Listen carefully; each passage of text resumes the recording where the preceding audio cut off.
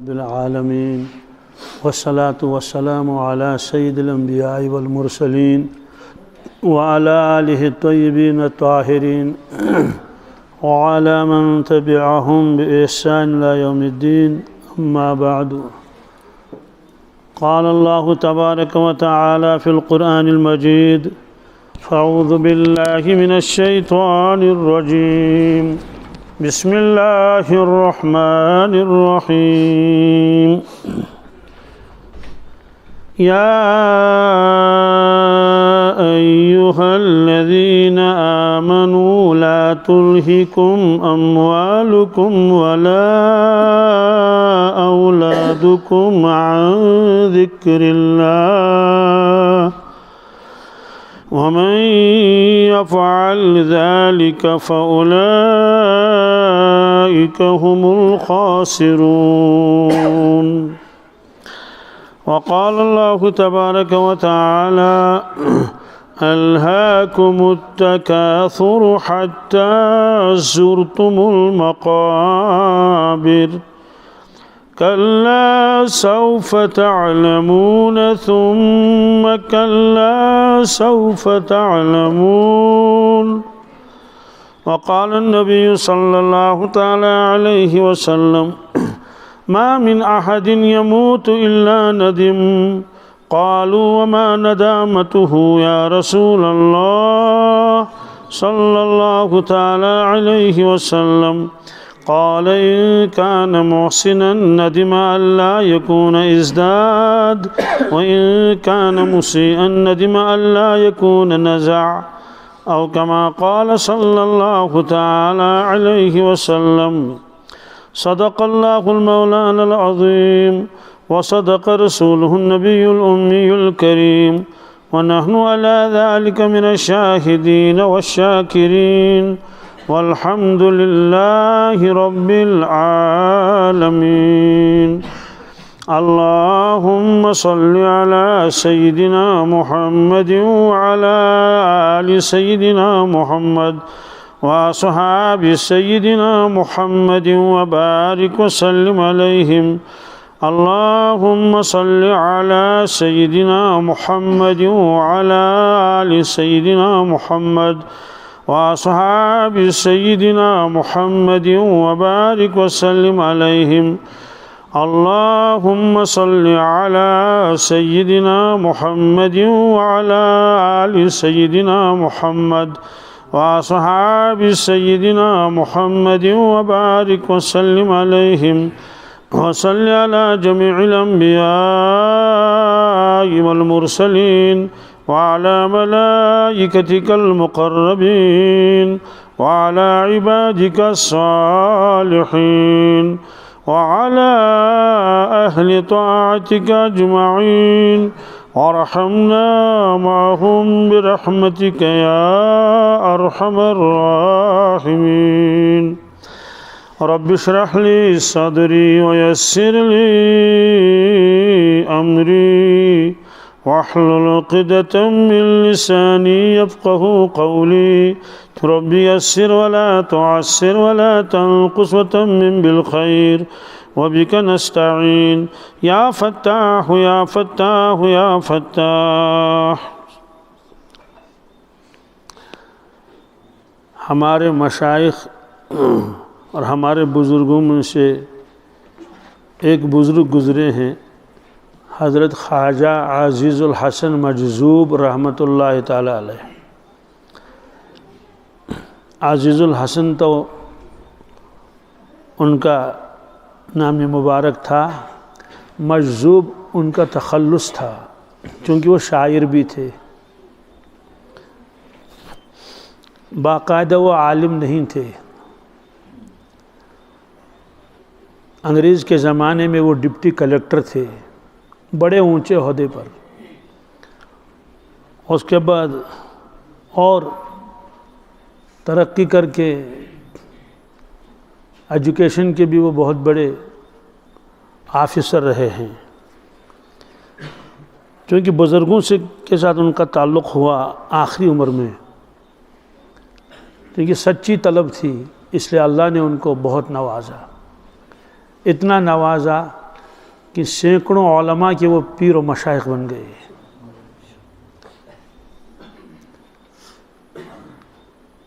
U P میں ایک ضلع ہے ہردوئی، وہاں ایک بزرگ تھے حضرت مولانا ابرار الحق صاحب رحمۃ اللہ تعالی علیہ. یہ حضرت حکیم الامت مجدد ملت حضرت مولانا اشرف علی تھانوی رحمۃ اللہ کے خلیفے تھے. میں نے حفظ اس مدرسے میں کیا ہے، اس لیے میں نے خواجہ صاحب کے بہت سارے واقعات براہ راست بلا واسطہ حضرت مولانا ابرار الحق صاحب رحمۃ اللہ علیہ کے مبارک زبان سے سنے ہیں. حضرت حکیم الامت رحمۃ اللہ نے ان کو اجازت دی تھی، حضرت مولانا ابرار الحق صاحب کو. اس کے بعد مزید ان کا رابطہ رہا انہی کے ساتھ، حضرت خواجہ عزیز المجذوب کے ساتھ.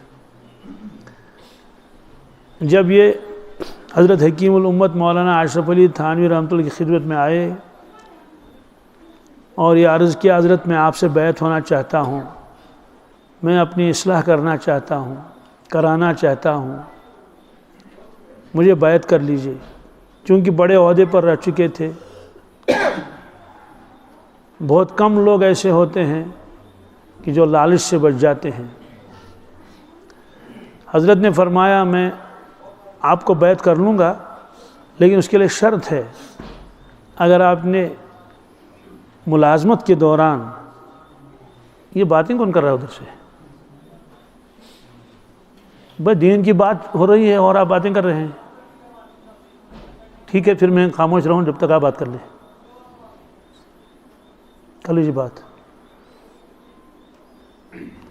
جب پوری ہو جائے گی آپ کی بات مجھے بتا دینا. کیا تماشا ہے؟ دین کی بات ہو رہی ہے، مجلس ہے اور اپنی باتیں کر رہے ہیں. سارا دن کل ہے، کل کر لیجیے بات. یا تو موبائل کی پریشانی ہوتی ہے یا تو باتوں کی پریشانی ہوتی ہے. کسی کو زیادہ اہم ہے تو باہر نکل کے بات کر لے.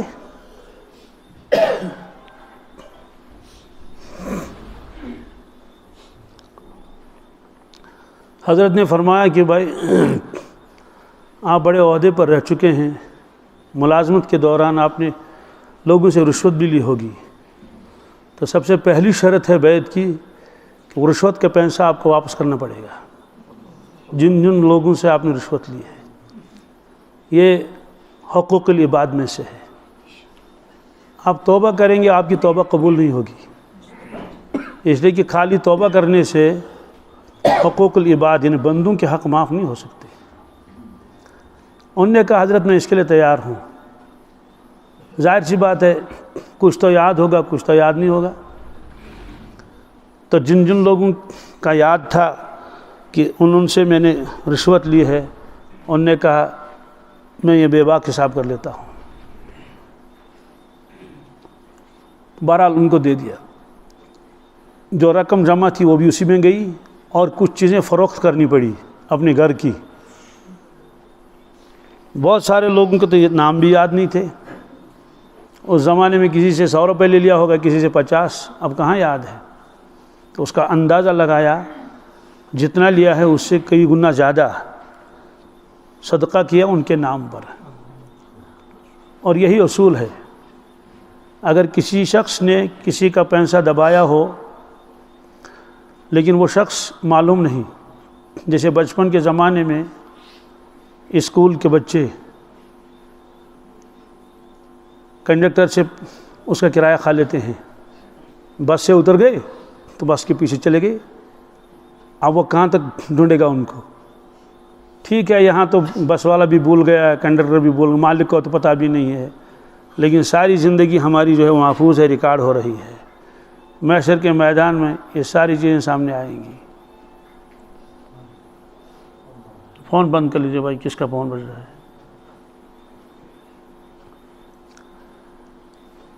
اب اس کے لیے کیا ہے، جب معلوم ہی نہیں کس کا پیسہ ہے، لیا تھا کسی سے، تو اتنے پیسے آپ صدقہ کر لیں اور یہ نیت کریں یا اللہ جن کا یہ حق میرے اوپر تھا میں ان کے نام پر صدقہ کر لیتا ہوں، اس کا ثواب ان کو پہنچا دیجئے۔ تو اس نے بھی کہا امید ہے، کیا کوئی یقینی بات نہیں ہے، امید ہے کہ اللہ تعالیٰ معاف کر دیں گے۔ تو خواجہ صاحب گئے اور حساب بے باک کر کے آئے کہ حضرت مجھے بیعت کر لیجئے، کیونکہ سچی طلب تھی نا۔ حضرت نے بیعت کر لیا، سچی توبہ کر لی، اعمال میں لگ گئے، اللہ تعالیٰ نے بہت نوازا۔ پھر مجذوب بھی ہو گئے تھے، اللہ کی محبت کا غلبہ ہو گیا تھا ان پر، اشعار بھی پڑھتے تھے۔ ان کا ایک مشہور شعر ہے، فضائل اعمال میں بھی لکھا ہوا ہے، ہمارا کام ہے راتوں کو رونا یاد دلبر میں، ہماری نیند ہے محو خیالیں یار ہو جانا۔ جذب طاری تھا، کبھی فرماتے ایک تجھ سے کیا محبت ہو گئی، ساری دنیا سے ہی نفرت ہو گئی، ہر تمنا دل سے رخصت ہو گئی، اب تو آجا اب تو خلوت ہو گئی۔ یہ شعر جب انہوں نے سنایا اپنے پیر کو، حضرت حکیم الامت رحمۃ اللہ علیہ کو، حضرت نے فرمایا خواجہ صاحب اگر میرے پاس 1,00,000 روپے ہوتا، آج کا 1,00,000 نہیں، اس زمانے 1,00,000، میں یہ شعر تم سے خریدتا۔ کیا؟ کون سا والا؟ ہر تمنا دل سے رخصت ہو گئی۔ کیا؟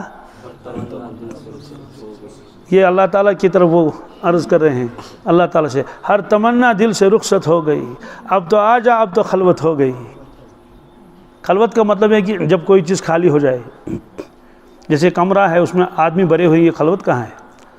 جب وہاں کوئی نہیں ہوگا، جگہ خالی ہو گئی، گئے وہ اللہ تعالیٰ سے عرض کرتے ہیں یا اللہ میری ساری تمنائیں دل سے نکل گئی، کیا اب کوئی تمنا نہیں، بڑا بننے کی تمنا نہیں، مال و دولت کی تمنا نہیں، شہرت کی تمنا نہیں، اچھے اچھے کھانے کی تمنا نہیں، اچھا پہنوں اس کی تمنا نہیں، بہت ساری زمین خریدوں اس کی بھی تمنا نہیں، کوئی مجھ کو جانے اس کی بھی تمنا نہیں، کوئی تمنا اب نہیں رہی، ہر تمنا دل سے رخصت، ساری تمنائیں جو ہوتی ہیں دنیا میں سب چلی گئی۔ تو اللہ تعالیٰ سے کہتے ہیں اب تو آجا اب تو خلوت ہو گئی، اے اللہ اب مجھے اپنی محبت سے نواز دے، اب میرے دل کو مجلہ اور مزکہ بنا لے، منور کر دیجئے میرے دل کو اپنی محبت سے۔ تو اسی پر حضرت نے فرمایا تھا اگر میرے پاس 1,00,000 روپے ہوتا، کیا میں 1,00,000 روپے دے کر آپ سے یہ شعر خریدتا۔ بہرحال ان کے عجیب عجیب اشعار ہیں۔ مجھے اس وقت کیا عرض کرنا ہے، اب داڑھی سفید بھی ہو چکی تھی۔ ایک شخص نے عرض کیا حضرت آپ کی عمر شریف کتنی ہے؟ آپ کی عمر شریف، داڑھی سفید ہو چکی تھی۔ الحمدللہ حضرت نے فرمایا 6 سال۔ کتنے؟ آپ کا دھیان میری طرف ہے نا پورا، آواز صاف آتی ہے، دھیان سے سن لینا۔ ایک شخص نے عرض کیا حضرت آپ کی عمر کتنی ہے؟ آپ کی عمر؟ حضرت نے فرمایا میری عمر 6 سال ہے۔ کتنے؟ وہ شخص یہ سمجھا کہ شاید میرا سوال حضرت سمجھے ہی نہیں، میرا سوال حضرت میں تو عمر کے بارے میں ان سے پوچھ رہا ہوں، آپ کی عمر کتنی ہے؟ حضرت فرماتی ہیں 6 سال۔ شاید حضرت نے بات صحیح نہیں سنی یا سمجھی نہیں، تو اس نے اپنے سوال کو دہرایا کہ حضرت میں یہ عرض کر رہا ہوں آپ کی عمر شریف کتنی ہے؟ حضرت نے فرمایا میری عمر 6 سال ہے، میری عمر 6 سال۔ اور پورے یعنی مذاق نہیں، ایسے انداز سے فرمایا میں 6 سال، چونکہ شاعر بھی تھے، کیونکہ وہ آدمی بیچارہ خاموش ہو گیا کہ داڑھی سفید ہے اور 6 سال کا ہے۔ ظاہر سی بات ہے کوئی مجھ سے پوچھے آپ کی عمر کتنی، میں کہوں گا 6 سال ہے، 6 سال کیسے ہو سکتی ہے؟ تو حضرت نے اس کے بعد جو شعر پڑھا وہ میں آپ کو سنانا چاہتا ہوں۔ حضرت نے فرمایا میری زیست کا حال کیا پوچھتے ہو؟ کیا؟ آپ تھوڑا ادھر کو بیٹھیں، اس کو دھکا لگ جائے گا، ان کو جگہ چھوڑو، بزرگ کو یہ اچھی طرح بیٹھ جائیں جی، ان کو جگہ دے دو، تھوڑا بیٹے ادھر پہ آ جاؤ، کیونکہ ان کو کبھی کبھی تھوڑا ٹیک لگانی پڑتی ہے، اگر ان کے ساتھ یہ بیٹھتے تو زیادہ بہتر ہے، آپ وہاں ٹیک لگائیں۔ جی جی بزرگوں کا احترام کرنا چاہیے جی، بیٹھے اطمینان کے ساتھ جی۔ آواز صاف نہیں ہے،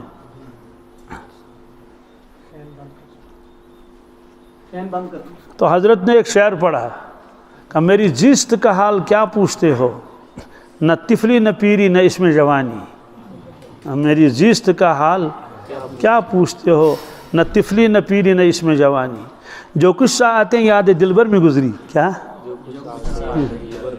وہی ہے وہی میری زندگانی ہے۔ میری زیست کا حال کیا پوچھتے ہو، زیست ہماری زندگی کہ میں نے آپ میری عمر کیا پوچھتے ہو، میں کیا بتاؤں، میری عمر دکھانے کے قابل ہی نہیں ہے۔ بیٹے آپ اس موبائل کو بند رکھ دو، جیب میں رکھ دو، میں نے اس سے پہلے بھی آپ کو بتایا تھا، آپ لوگ مانتے نہیں۔ یہ 2-3 موبائل نہیں ہے یہاں، کیا اس میں تو بالکل صاف جو ہے وہ ریکارڈنگ ہو جاتی ہے، بعد میں آپ کو ڈال دیا جائے گا۔ کہ میں اپنی زندگی کیا دکھاؤں، نہ طفلی نہ پیری نہ اس میں جوانی۔ طفلی کہتے ہیں بچپن کو، کیا کہتے ہیں کہ میرا بچپن بھی دکھانے کے قابل نہیں، کیا پیری کہتے ہیں بڑھاپے کو، کہتے ہیں میرا بڑھاپا بھی ایسا ہی ہے کہ وہ دکھانے کے قابل نہیں، نہ اس میں جوانی، میری جوانی بھی جوانی نہیں، کیا جوانی نہیں۔ جو کچھ ساعتیں یاد دلبر میں گزری، وہی ہے وہی میری زندگانی۔ ہاں چند سال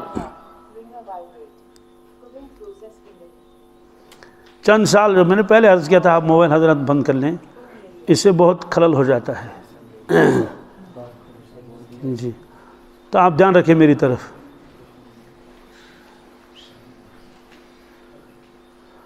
کہا کہ جو کچھ ساعتیں یعنی جو کچھ وقت مجھے اپنے مولا کی یاد میں گزرا، بس وہی میری زندگانی ہے۔ اور وہ 6 سال تھے، کتنے؟ یعنی اس وقت 6 سال ہو گئے تھے، آپ نے توبہ کی تھی، آپ بیعت ہو چکے تھے اور اللہ کی تلاش میں تھے، دن رات مجاہدے میں لگے ہوئے تھے۔ وہ کہنا یہ چاہتے ہیں کہ جو زندگی اس سے پہلے گزری وہ زندگی ہی نہیں، کیا جی عجیب قسم کے تھے۔ کبھی فرماتے تھے کوئی خوشی خوشی نہیں، کیا کوئی مزہ مزہ نہیں، کوئی مزہ تیرے بغیر زندگی موت ہے، زندگی نہیں۔ یہ اللہ تعالیٰ سے عرض کرتے تھے، اس کو میں پھر دہراتا ہوں، کوئی خوشی خوشی نہیں، کیا کوئی مزہ مزہ نہیں، تیرے بغیر زندگی موت ہے، زندگی نہیں۔ ایک بزرگ نے فرمایا اللہ اللہ ہے تو گویا جان ہے، اللہ اللہ ہے تو گویا ورنہ یار و جان بھی بے جان ہے، ورنہ یار و جان بھی۔ یہ قاری امیر اعظم صاحب رحمۃ اللہ ہردوئی میں پڑھتے تھے، یعنی عصر کے بعد کتابی تعلیم ہوتی تھی تو حضرت یہ شعر سناتے تھے، اللہ اللہ ہے تو گویا جان ہے، ورنہ یار و جان بھی بے جان ہے۔ اس جان کی کوئی قیمت نہیں ہے اگر انسان اپنے مولا کو نہ پہچانے، اگر امتی اپنے پیارے نبی محمد رسول اللہ کو نہ پہچانے۔ تو بہرحال خواجہ صاحب نے کہا بس 6 سال میری زندگی ہے، جس کو زندگی کہیں۔ اس سے پہلے جو زندگی گزری ہے اس میں مال بھی کمایا، مکان بھی بنایا ہوگا، عہدہ بھی بہت بڑا تھا، تنخواہ بھی اچھی خاصی تھی، شہرت بھی تھی، کھائے پیے بھی ساری چیزیں ہیں، مال و دولت بھی ہوگا، جمع کیا ہوگا سارا کیا کیا۔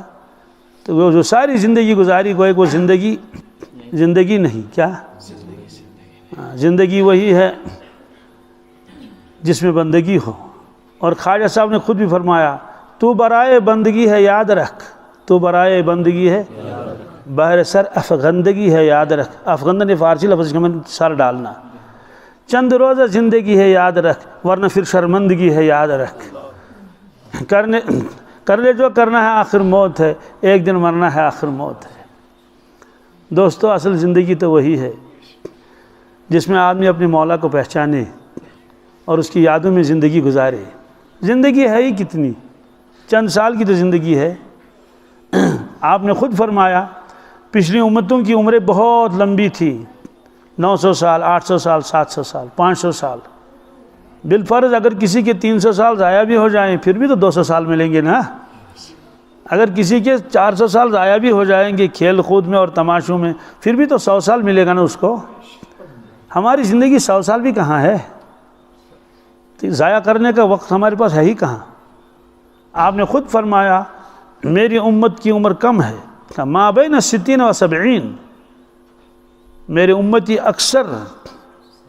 اکثر نکلیں گے دنیا سے، گزر جائیں گے، انتقال ہو جائے گا ان کا 60 اور 70 کے درمیان، کیا؟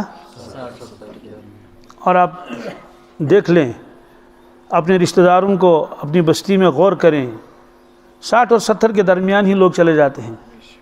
اس وقت تو بالکل ہٹا کٹا ہوتا ہے، بس آخر میں ہفتہ 1 مہینہ بس اتنا نکل جاتا ہے اور اس کے بعد گزر گیا۔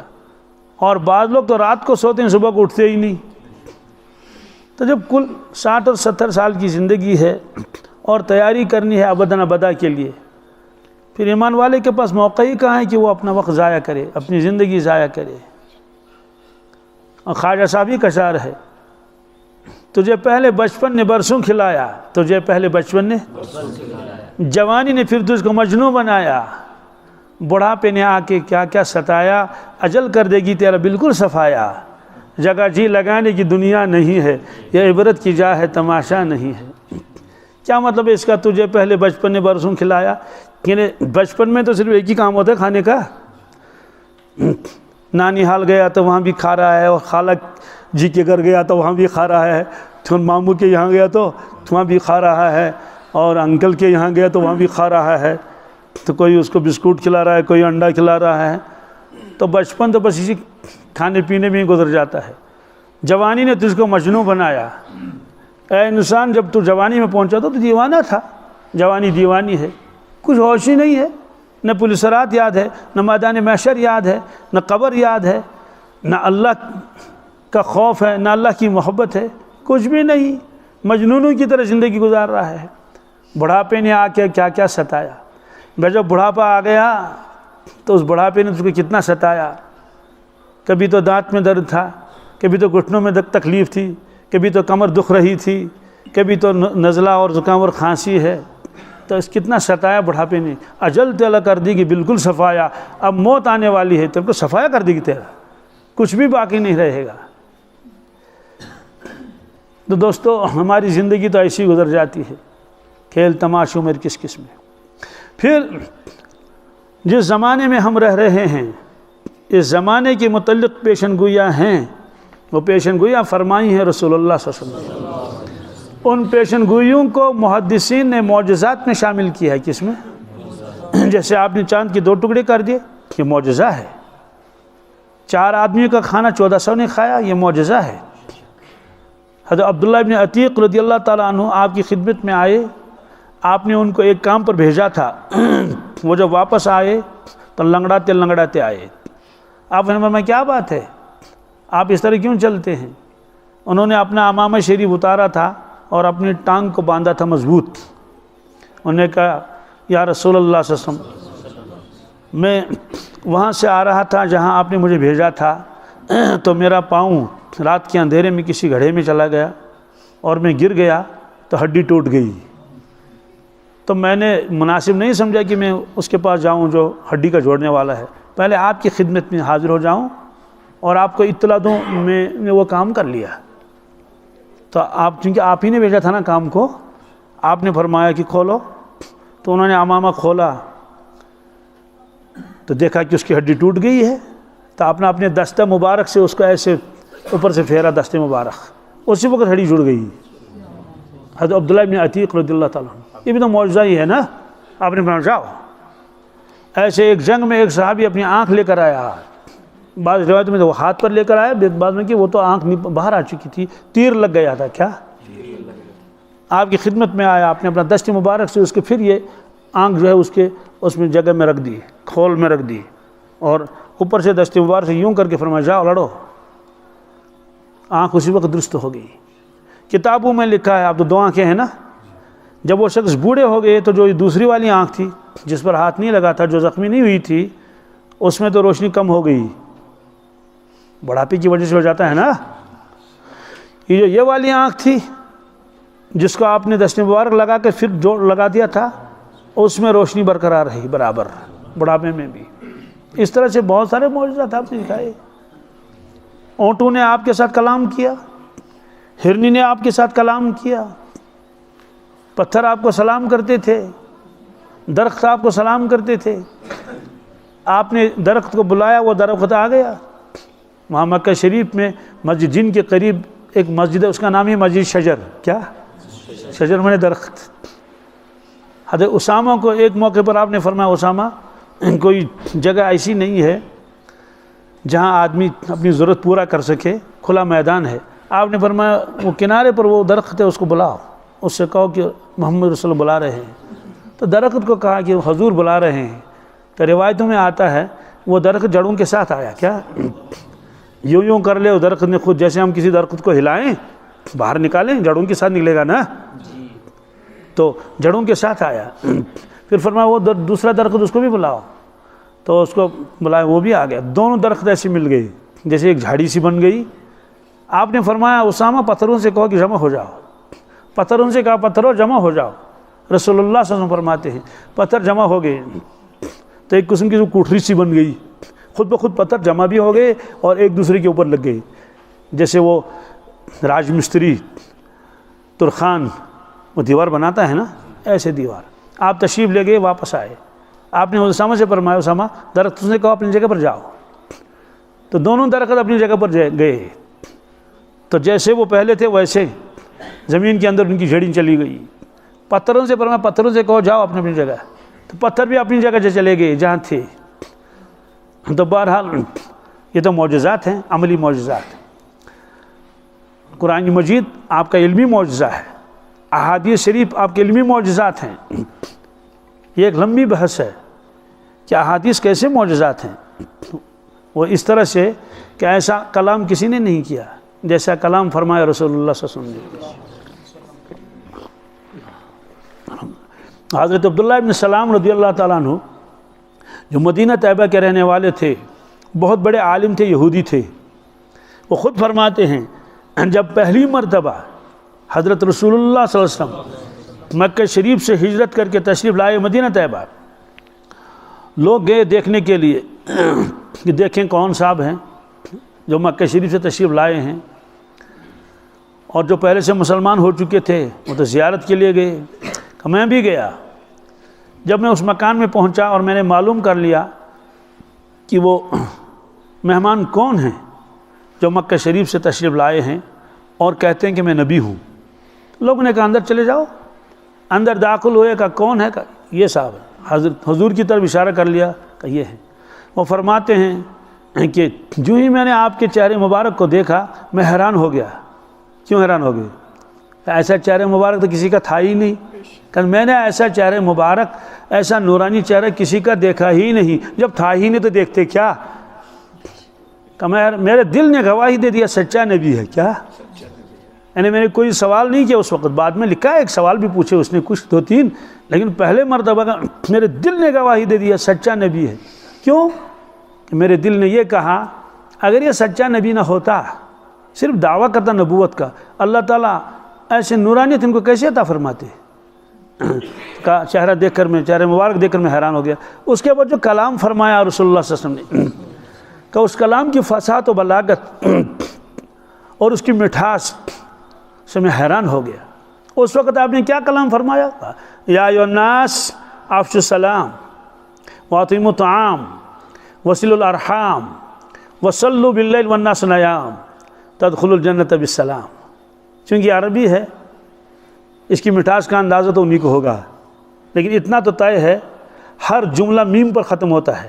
افشوا السلام واطعموا الطعام وصلوا الارحام وصلوا باللیل والناس نیام تدخلوا الجنۃ بالسلام، ہے نا؟ اب بحث کر لیجئے یہ نظم ہے یا نثر ہے۔ یہ نئے پڑھے لکھے ہیں، پتہ نہیں یہ نظم اور نثر سمجھیں گے۔ پروز اینڈ پوئٹری، کیا؟ جی، پروز نثر کو کہتے ہیں، نظم کو پوئٹری کہتے ہیں۔ اب یہ جو میم پر ختم ہو رہا ہے نا، ایسا لگتا ہے نا جیسے سونے کے ترازو میں یہ تولے ہوئے کلام ہے نا، یعنی ایک حکم دے رہے ہیں امت کو، لیکن اس انداز سے کہ وہ کلام بھی اتنا میٹھا ہے کہ عقل حیران ہو جاتی ہے۔ افشوا السلام، کیا؟ لوگوں سلام پھیلاؤ، پھیلاؤ سلام، جو آگے آ جائے اس کو سلام کر لو۔ یہ سلام بہت بڑی دعا ہے۔ حدیث پاک میں ہے اللہ تعالیٰ نے آدم علیہ السلام کو پیدا فرمایا، پھر فرمایا کہ آدم وہاں جاؤ، وہاں فرشتے ہیں، ان کو سلام کرو۔ کیا کرو؟ دیکھو کیا کہتے ہیں، پھر آ کر مجھے بتانا۔ اللہ تعالیٰ کو تو معلوم ہے ہی۔ تو وہ گئے فرشتوں کے سامنے کہا السلام علیکم، انہوں نے واپس کہا وعلیکم السلام ورحمۃ اللہ یا وبرکاتہ بھی کہا ہو۔ روایت کیا صحیح سارے الفاظ مجھے یاد نہیں لیکن اتنا تو ہے. واپس آئے تو اللہ تعالیٰ نے فرمایا کہ آدم علیہ السلام کیا جواب دیا فرشتوں نے؟ کہا حضرت میں نے کہا السلام علیکم، نے کہا وعلیکم السلام ورحمۃ اللہ.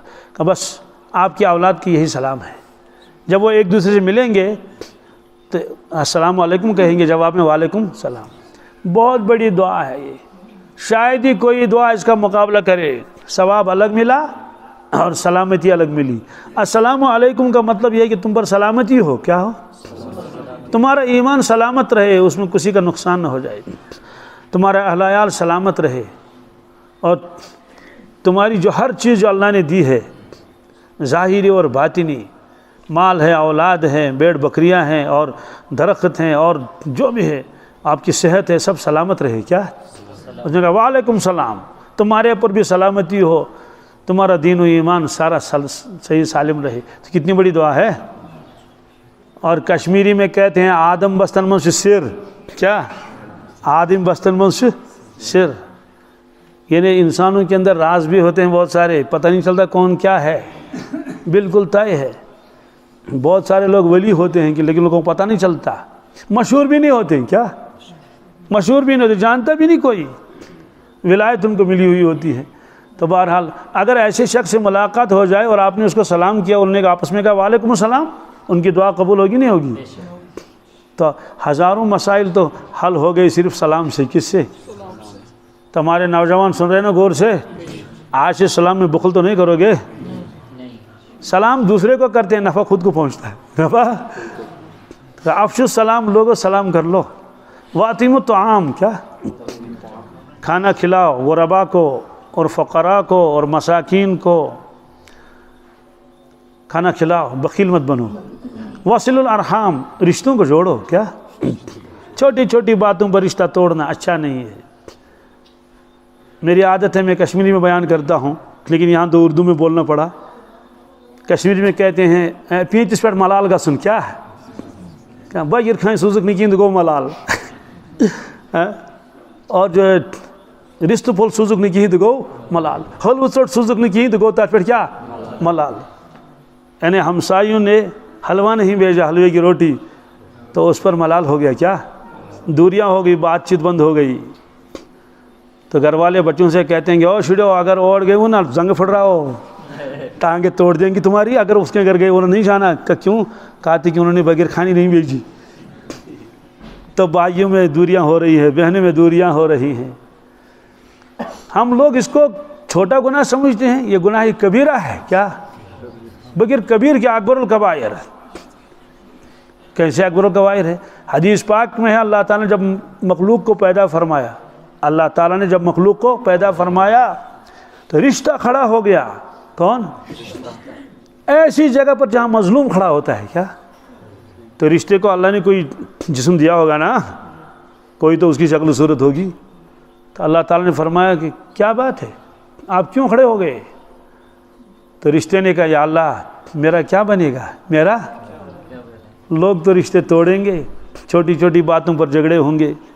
سال بد تک تو بات ہی نہیں کرے گا باپ بیٹوں سے اور بھائی بھائی سے اور چچا بھتیجوں سے اور ماموں بھانجوں سے، دوست آپس میں، اور جو ہے ملال ہو جائے گا تو 2 برس 3 برس تک بات ہی نہیں کریں گے، آنا جانا بند ہوگا. میرا کیا ہوگا؟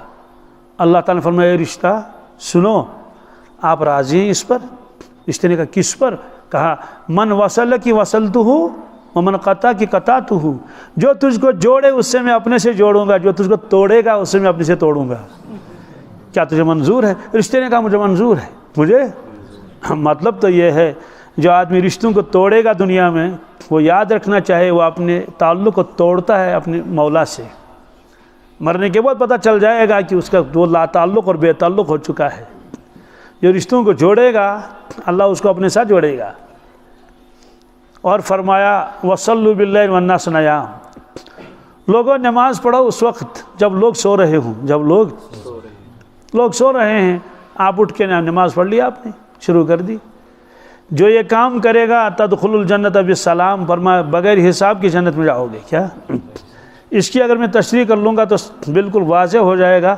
ایسے شخص تو بغیر اس حساب کے جانا ہی چاہیے. کس میں؟ جنت میں. ظاہر سی بات ہے جو راتوں کو نماز پڑھتا ہو وہ ظہر نہیں پڑھے گا کیا؟ وہ فجر نہیں پڑھے گا کیا؟ وہ اشراق اور چاش نہیں پڑھے گا؟ جب وہ آدھی رات کو اٹھتا ہے نا، جو غرابوں کو کھانا کھلاتا ہے، مساکین کو کھانا کھلاتا ہے، کیا وہ عشر و زکوٰۃ نہیں دے گا؟ دے گا نہیں دے گا؟ جو رشتوں کو جوڑتا ہے، ادھر ہی سے جاتا ہے، سلام کلام کر لیتا ہے، تو سب رشتہ داروں کے ساتھ اس کے تعلقات اچھے ہیں، کوئی اس سے ناراض نہیں ہے، کسی کا حق نہیں مارتا ہے، ظاہر سی بات ہے یہ تو اونچے درجے کا آدمی ہے نا۔ تو یہ سارے کام کرتا ہے اور سلام میں پہل کرتا ہے، کیا ادھر ہی سے سلام کر لیتا ہے۔ اور حدیث میں البادی بالسلام بری من الکبر، جو سلام میں پہل کرے وہ کبر سے خالی ہے، کبر سے۔ اس کا ایک مطلب ہے کہ جس کو کبر ہو تو سلام میں پہل کری، سلام میں اس کی برکت سے اس کا کبر دور ہو جائے گا۔ تو ظاہر سی بات ہے جس کے اندر اتنی صفات ہوں، اب اس کو کیا حساب لے گا اللہ؟ فرمایا کہ جنت میں جاؤ گے بغیر حساب کے۔ تو حضرت عبداللہ بن سلام فرماتے ہیں پہلے تو میں آپ کی نورانی شکل مبارک کو دیکھ کر حیران ہو گیا، اس کے بعد میں حیران ہو گیا آپ کے کلام سن کر۔ کیا؟ اور عارفین نے لکھا ہے کہ دنیا میں دو ہی کلام نورانی ہیں، صرف دو کلام، ایک اللہ کا کلام، ایک اللہ کے نبی صلی اللہ علیہ وسلم کا کلام۔ آپ نے خود فرمایا میرا کلام تو معجزہ ہے، اعطیت جوامع الکلم، ایک تو فصاحت و بلاغت کے اعتبار سے، دوسری پیشن گوئیاں جو آپ نے فرمائی، جو احکامات آپ نے امت کو دیے۔ ایک شخص نے عرض کیا یا رسول اللہ صلی اللہ علیہ وسلم میں آپ کے ارشادات لکھتا تھا لیکن اس ساتھی نے مجھے منع کیا کہ ہر بات لکھنے کی نہیں ہوتی ہے، کبھی اللہ کے نبی صلی اللہ علیہ وسلم غصے میں ہوتے ہیں، کبھی خوشی میں ہوتے ہیں، کبھی ناراض ہوتے ہیں، کبھی کسی پر ناراض بھی ہو گئے، اس لیے ہر بات لکھی نہیں جاتی، نہ لکھا کرو۔ تو اس شخص نے عرض کیا یا رسول اللہ صلی اللہ علیہ وسلم مجھے کیا کرنا چاہیے؟ میں آپ کے ارشادات لکھتا تھا لیکن اس ساتھی نے مجھے منع کیا کہ نہیں لکھنا چاہیے، ہر چیز نہیں لکھنی چاہیے۔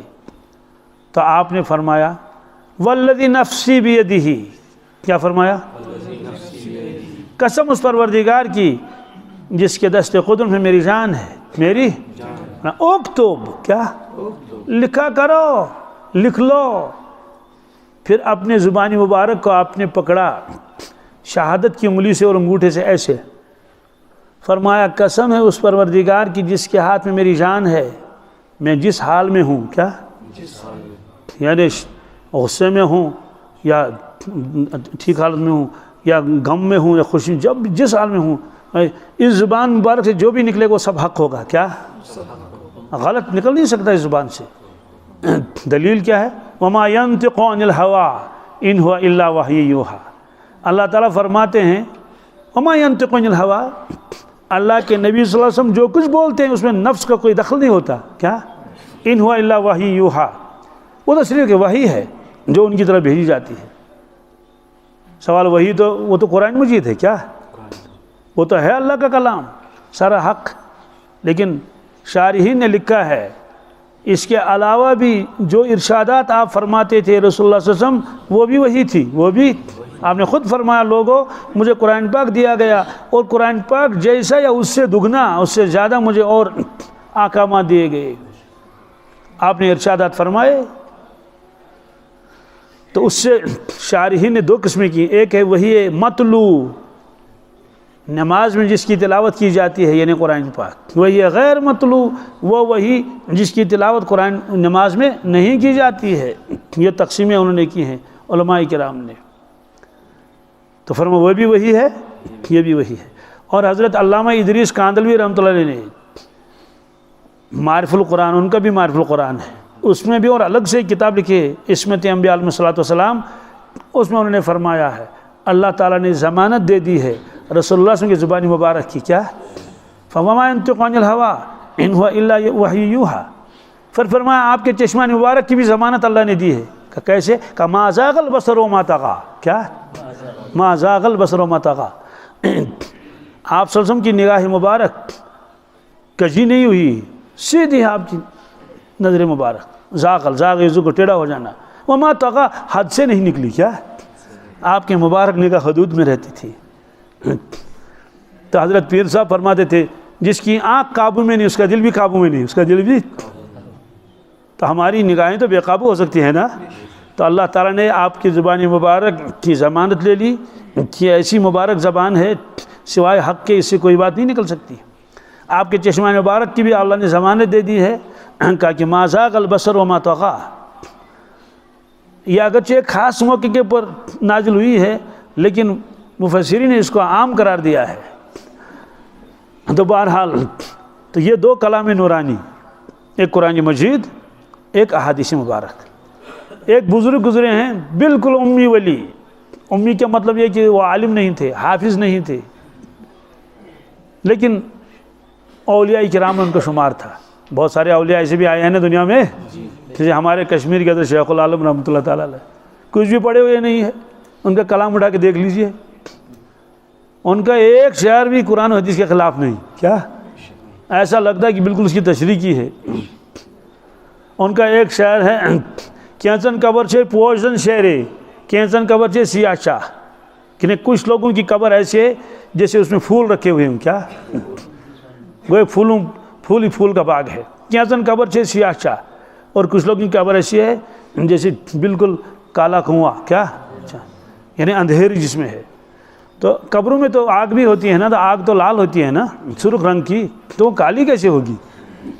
تو یہ حدیث میں ہے.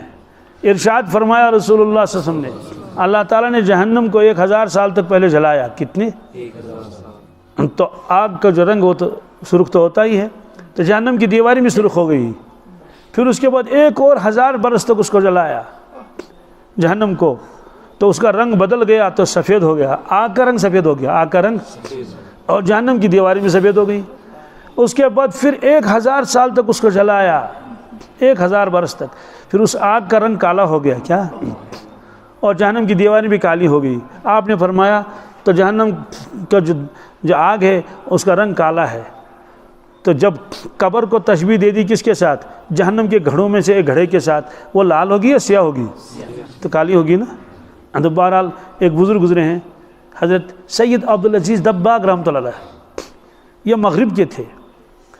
جب ان کا شہرہ ہو گیا کہ ان کو علم لدنی ہے، تو ایک علامہ ان کے پاس آئے کہ ہم بھی دیکھیں. یہ علامہ کون تھے؟ علامہ احمد ابن المبارک سلجماسی رحمۃ اللہ علیہ. تو انہوں نے کہا کہ میں نے شیخ کو دیکھا اور شیخ سے سوالات کیے. میں نے کہا بڑا مضبوط ہے. کیا؟ جی، اللہ کا بندہ کہیں اٹکتا نہیں، عجیب غریب ہے. ایک مرتبہ بحث چلی تھی خوابوں کی. کس کی؟ تو شیخ نے فرمایا کہ کافر سچا خواب نہیں دیکھ سکتا. کیا؟ مسلمان اور مومن سچا خواب دیکھتا ہے. کیونکہ علامہ سامنے بیٹھے ہوئے تھے نا، انہیں فوراً اعتراض کیا. کیا؟ انہوں نے کہا عزیز مصر کا خواب سچا کیوں نکلا؟ کیا؟ نہ دیکھیے کیا اعتراض کیا. اور قرآن شریف سے عزیز مصر نے دیکھا تھا خواب 7 دبلی گائیں ہیں اور وہ کھا رہی ہیں 7 فربے گایوں کو، اور 7 بالیاں خشک ہیں اور 7 بالیاں اچھی ہیں. کہ عزیز مصر کا خواب سچا کیوں نکلا؟ کیا جواب دیا شیخ نے، عقل حیران ہو جاتی ہے. واقعی ولی تھے. انہوں نے کہا اس کے خواب میں یوسف علیہ السلام کا حصہ تھا. کیا؟ اس کے خواب میں یوسف علیہ السلام کا حصہ تھا، اس وجہ سے اس کا خواب سچا نکلا. تو علامہ فرماتے کہیں شیخ گرتے نہیں. کیا؟ یعنی جواب میں کہیں گرتے نہیں. جو بھی سوال کرو، کچھ بھی سوال کرو، اگر اعتراض کوئی خطرناک ہے شیخ فوراً جواب دیتے ہیں. کیا؟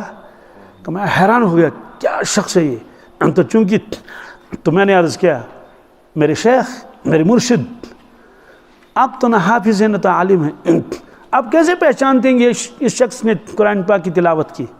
کیسے پہچانتے ہیں اس شخص نے حدیث بیان کی؟ کبھی کہتے ہیں کہ یہ نہ حدیث ہے نہ قرآن ہے، یہ تو ایک عربی جملہ ہے. پہچانتے کیسے ہیں آپ تو حافظ بھی نہیں. شیخ نے فرمایا میں حافظ نہیں ہوں. کیا؟ نہ میں عالم ہوں. کہ پھر کیسے پہچانتے؟ کہ جب کوئی تلاوت کرتا ہے تو اس کے منہ سے نور نکلتا ہے. کیا؟ اگر کوئی حدیث پڑھے گا اس کے منہ سے نور نکلتا ہے، لیکن دونوں نوروں کا رنگ الگ الگ ہے. میں پہچانتا ہوں اس میں نور خدا ہے، اس میں نور محمد ہے. تو میں انوارات سے پہچانتا ہوں. کس سے؟ تو علامہ نے کہا کہ حضرت پھر میں آپ کے سامنے کچھ پڑھنا چاہتا ہوں. شیخ نے فرمایا پڑھو. تو علامہ نے کیا کیا؟ قرآن پاک کی ایک حدیث کے اندر حدیث کا ایک ٹکڑا، قرآن پاک کی آیت کے اندر حدیث کا ایک ٹکڑا داخل کر لیا. کیا کر لیا؟ درمیان میں، اور ایک ساتھ ایک گویا آیت پڑھ لی. کیا پڑھ لیا؟ حافظوا علی الصلوات والصلاۃ الوسطی وہی العصر وقوموا للہ قانتین. یہ قرآن پاک کی آیت ہے. تو شیخ نے فرمایا کہ ایک ٹکڑا حدیث کا ہے. کیا؟ یعنی یہ جو آپ نے آیت پڑھنی ہے تو یہ قرآن پاک کی آیت، لیکن درمیان میں اس میں ایک ٹکڑا حدیث ہے. اس نے کہا کون سا ٹکڑا؟ کہا وہی العصر ہے. کیا؟ وہی العصر. کہا کیوں؟ کہا کہ یہاں سے لے کر تو یہاں تک آیت کا نور الگ تھا اور وہ نور خدا ہے. کیا ہے؟ اور درمیان میں وہی العصر جو کہا اس میں نور محمد ہے. تو ظاہر سی بات ہے، تو اللہ کے کلام کا کون مقابلہ کر سکتا ہے؟ ایسے انوارات برکات اس میں ہے. جو پیشن گوئیاں آپ نے فرمائی وہ بھی معجزات میں ہے. کس میں؟ معجزات میں ہے. بہت پیشن گوئیاں فرمائی ہیں، سب پوری ہو جاتی ہیں. کیا؟ کبھی کبھی میں سوچتا ہوں، کبھی احادیث کی شرح لکھی ہے نا لوگوں نے، اس کا مطلب یہ ہے، اس کا مطلب یہ ہے. میرا جی چاہتا ہے کہ بس جو حضور نے فرمایا اس کو ویسے رکھ دو. کیا؟ ہاں کچھ احادیث ہیں جس کی تشریح کرنی پڑتی ہے، لیکن بہت زمانے کے بعد پتہ چل جائے گا جو حضور نے فرمایا تھا وہی ہے. چونکہ یہاں اہل علم حضرات ہیں، بس ایک حدیث میں بیان کر لیتا ہوں. جبریل امین علیہ الصلوۃ والسلام انسانی شکل میں آئے تھے رسول اللہ کی خدمت میں. اس کو حدیث جبریل کہتے ہیں. کیا؟ انہوں نے سوالات کیے، ایمان کیا ہے؟ آپ نے فرمایا ایمان یہ ہے. اسلام کسے کہتے ہیں؟ آپ نے فرمایا اسلام یہ ہے. انہوں نے کہا احسان کسے کہتے ہیں؟ آپ نے فرمایا احسان اس کو کہتے ہیں ان تعبد اللہ کأنک تراہ، تم اللہ کی عبادت ایسے کرو جیسے تم اپنے آنکھوں سے اللہ کو دیکھ رہے ہو. فإن لم تکن تراہ فإنہ یراک، اگر تم اللہ کو نہیں دیکھ سکتے ہو تو یقین جانو وہ تمہیں دیکھ رہا ہے. چلو بہرحال اس کی مجھے تشریح نہیں کرنی ہے. اس نے کہا متی الساعہ، کیا قیامت کب آئے گی؟ یہ سائل نے پوچھا. انسانی شکل میں آیا تھا، سفید کپڑے لگا کر، کالے بالوں والا. مجلس میں آیا تھا مسجد نبوی میں. آپ نے فرمایا مل مسئول عنہا بعالم من السائل، آپ نے فرمایا کہ سائل سے زیادہ میں نہیں جانتا. کیا؟ جتنا تم جانتے اتنا میں جانتا ہوں قیامت کے بارے میں مجھے معلوم نہیں قیامت کی تاریخ کب آئے گی. اور اس نے کہا اخبرنی عن اماراتہا، حضرت اس کی کچھ نشانیں تو بتا دیں. کیا علامتیں؟ آپ نے فرمایا پہلی علامت ان تلد الامۃ ربتہا، ان تلد الامۃ، اس کا ترجمہ ہے کہ باندھی جنے گی مالکن کو. کیا؟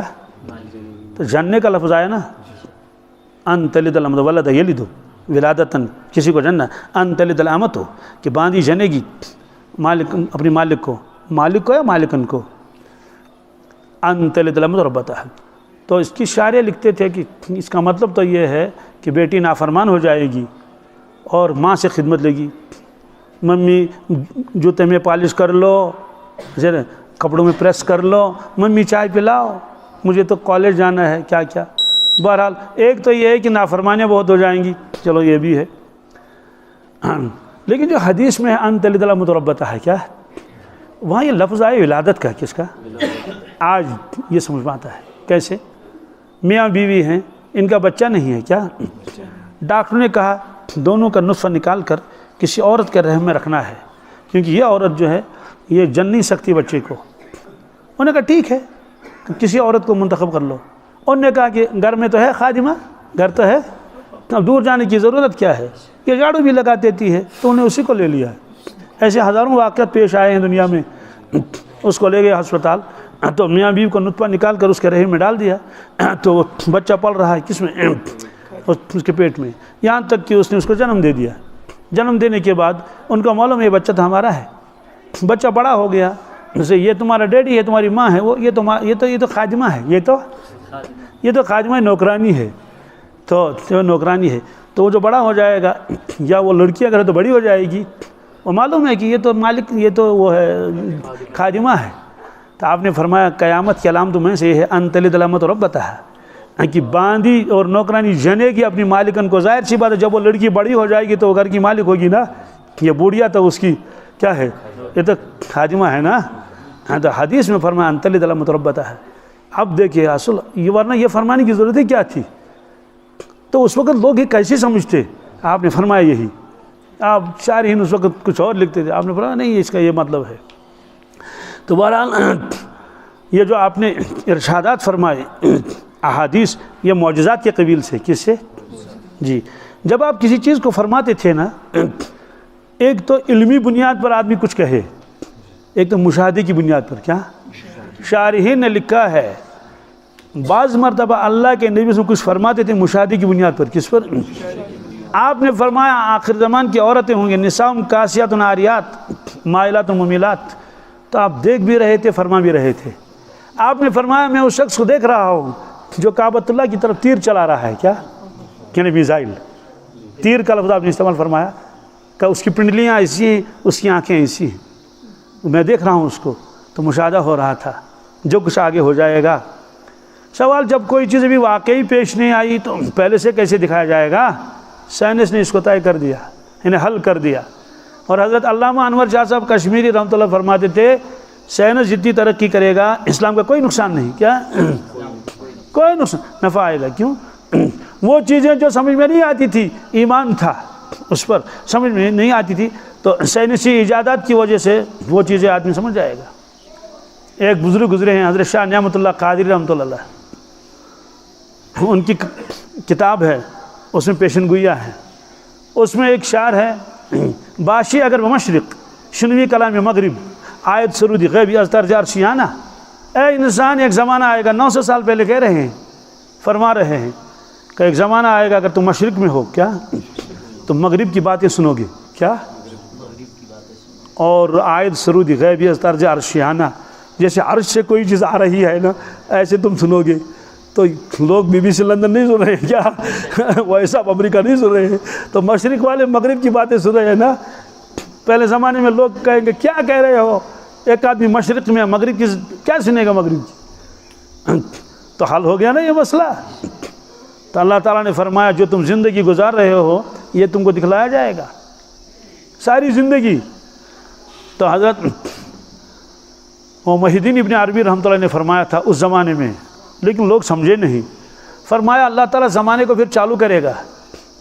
آپ کا دھیان میری طرف ہے نا، میں اور ایک اہم بات کہنے والا ہوں، پھر اس کے بعد بات ختم ہوگی۔ تو کیا کہا، نماز کتنے بجے ہے؟ 8:30؟ ٹھیک ہے، چلیے ٹھیک ہے، تو اگر 5-10 منٹ آگے پیچھے ہو جائیں گے کوئی جی ٹھیک ہے۔ تو شیخ نے فرمایا تھا کہ اللہ تعالیٰ لوگوں کو کیسے دکھائے گا پچھلی زندگی جو گزر چکی ہے، وَوَجَدُوا مَا عَمِلُوا حَاضِرًا فَمَن يَعْمَلْ مِثْقَالَ ذَرَّةٍ خَيْرًا يَرَهُ کا لفظ ہے، وہ دیکھے گا اس عمل کو، تو لکھا ہے تو دیکھے گا کیا؟ تو قرآن نے فرمایا دیکھے گا۔ تو شیخ نے فرمایا تو زمانے میں اللہ تعالیٰ زمانے کو چالو کر دے گا دوبارہ، کیا یعنی جو زمانہ گزر چکا ہے اللہ تعالیٰ اس کو چالو کرے گا۔ لوگوں نے کہا کیسے چالو کرے گا؟ جو گیا گیا ہے نا، آج کے زمانے میں اس کو سمجھنا کیا مشکل ہے۔ ایک شخص کا انتقال ہو گیا، آپ نے چالو کر دیا جو کچھ اس نے کہا تھا، دیکھ رہے ہی نہیں دیکھ رہے ہیں۔ حضرت نے اس وقت فرمایا تھا زمانے کو چالو کرے گا، تو قرآن پاک نے فرمایا لوگوں تمہاری زندگی تمہیں دیکھنی پڑے گی، کیا اگر کسی آدمی سے اللہ بچائے کوئی غلطی ہو جائے اور کوئی چپکے سے اس کی ریکارڈنگ کر رہا ہو، ہے نا، اور پھر وہ پھیل جائے تو اس کو شرمندگی ہو جاتی ہے نہیں کہ افسوس میں نے ایسا لفظ کیوں کہا تھا زبان سے، تو محشر میں یہی ہوگا۔ قرآن پاک نے فرمایا وَكُلَّ إِنسَانٍ أَلْزَمْنَاهُ طَائِرَهُ فِي عُنُقِهِ وَنُخْرِجُ لَهُ يَوْمَ الْقِيَامَةِ كِتَابًا يَلْقَاهُ مَنشُورًا اقْرَأْ كِتَابَكَ كَفَى بِنَفْسِكَ الْيَوْمَ عَلَيْكَ حَسِيبًا وَكُلَّ إِنسَانٍ أَلْزَمْنَاهُ الطَّائِرَ فِي عُنُقِهِ، ہر شخص کی گردن میں ہم نے ایک طائر لٹکا کے رکھا ہے۔ اللہ تعالیٰ تھوڑے فرمائیں گے ویڈیو کیمرہ، ہے نا، طائر کیا، طائر تو یہی ہے نا، کیمرہ لگایا ہے۔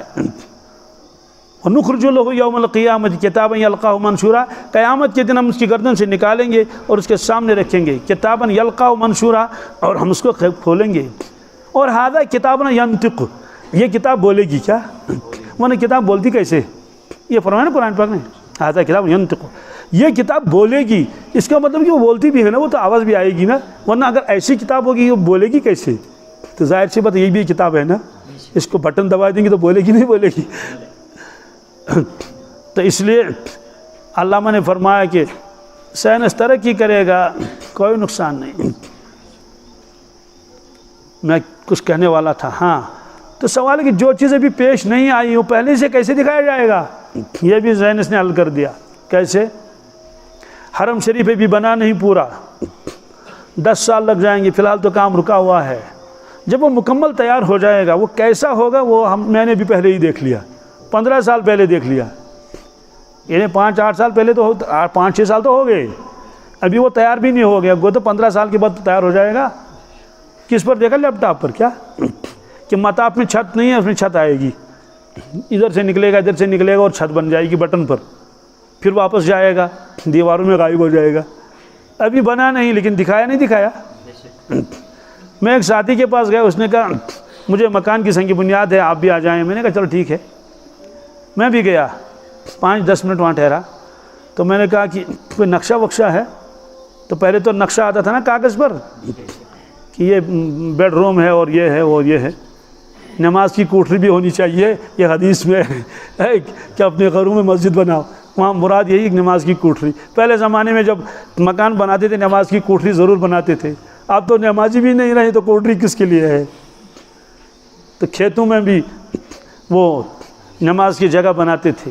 یہ حدیث میں بھی ہے. اللہ کے نبی صلی اللہ علیہ وسلم یستحب ان یصلی الصلاۃ فی الحیطان، باغوں میں نماز پڑھنے کو آپ پسند کرتے تھے، انہیں نفل وغیرہ اس سے برکتیں بھی آتی ہیں نا. تو بہرحال اس نے موبائل پہ ایسے یوں کر لیا اور دکھایا، سارا مکان دکھایا. کیا سب کہ یہ کچن ہے اور یہ وہ ہے اور ٹین لگایا تھا بلیو. کیا تو ٹین بھی لگایا. ابھی تو صرف کھودا ہے. تو سائنس دکھاتا ہے نا پہلے. تو مجھے بتائیے کیا اللہ تبارک تعالیٰ اپنے نبی صلی اللہ علیہ وسلم کو نہیں دکھا سکتے کہ تمہارے امتی ایسے اور ویسے اور ایسے ہوں گے، یا یہ ہوگا وہ ہوگا؟ جب انسان کو اتنی قدرت اللہ نے دی ہے جو مخلوق ہے، تو خالق کی قدرت کا کیا ٹھکانہ ہوگا؟ یہ آخری بات ہے، اس کو ذرا غور سے سن لے. آپ نے فرمایا کیف بکم، کیا اذا فسق فتیانکم وطغى نساؤکم، لوگوں تمہارا حال کیا ہوگا اس وقت جب تمہارے نوجوان فاسق و فاجر ہو جائیں گے. کیا ہو جائیں گے؟ یہ آپ نے صحابہ سے فرمایا کیف بکم. یہ کیوں فرمایا تمہارا کیا حال ہوگا؟ وہ تو چلے گئے ہوں گے دنیا سے. ظاہر سی بات ہے ساری امت ایک ہی ہے، ساری امت ہے کہ نہیں. ایک آدمی نے آج سے 200 سال پہلے مسجد کے لیے زمین دی تھی. کتنے سال پہلے؟ آج بھی ان کے بچے کہتے ہیں اشنا زمین دی اس کو. کیا ہم نے زمین دی ہے نا. اسے کہیں گے کہ آپ تو پیدا بھی نہیں، اس سے کیا ہوا، ہمارے آبا و اجداد نے دی ہے نا. تو کیف بکم، چونکہ امت ساری ایک ہی ہے. آپ نے فرمایا اے صحابہ تمہارا حال اس وقت کیا ہوگا؟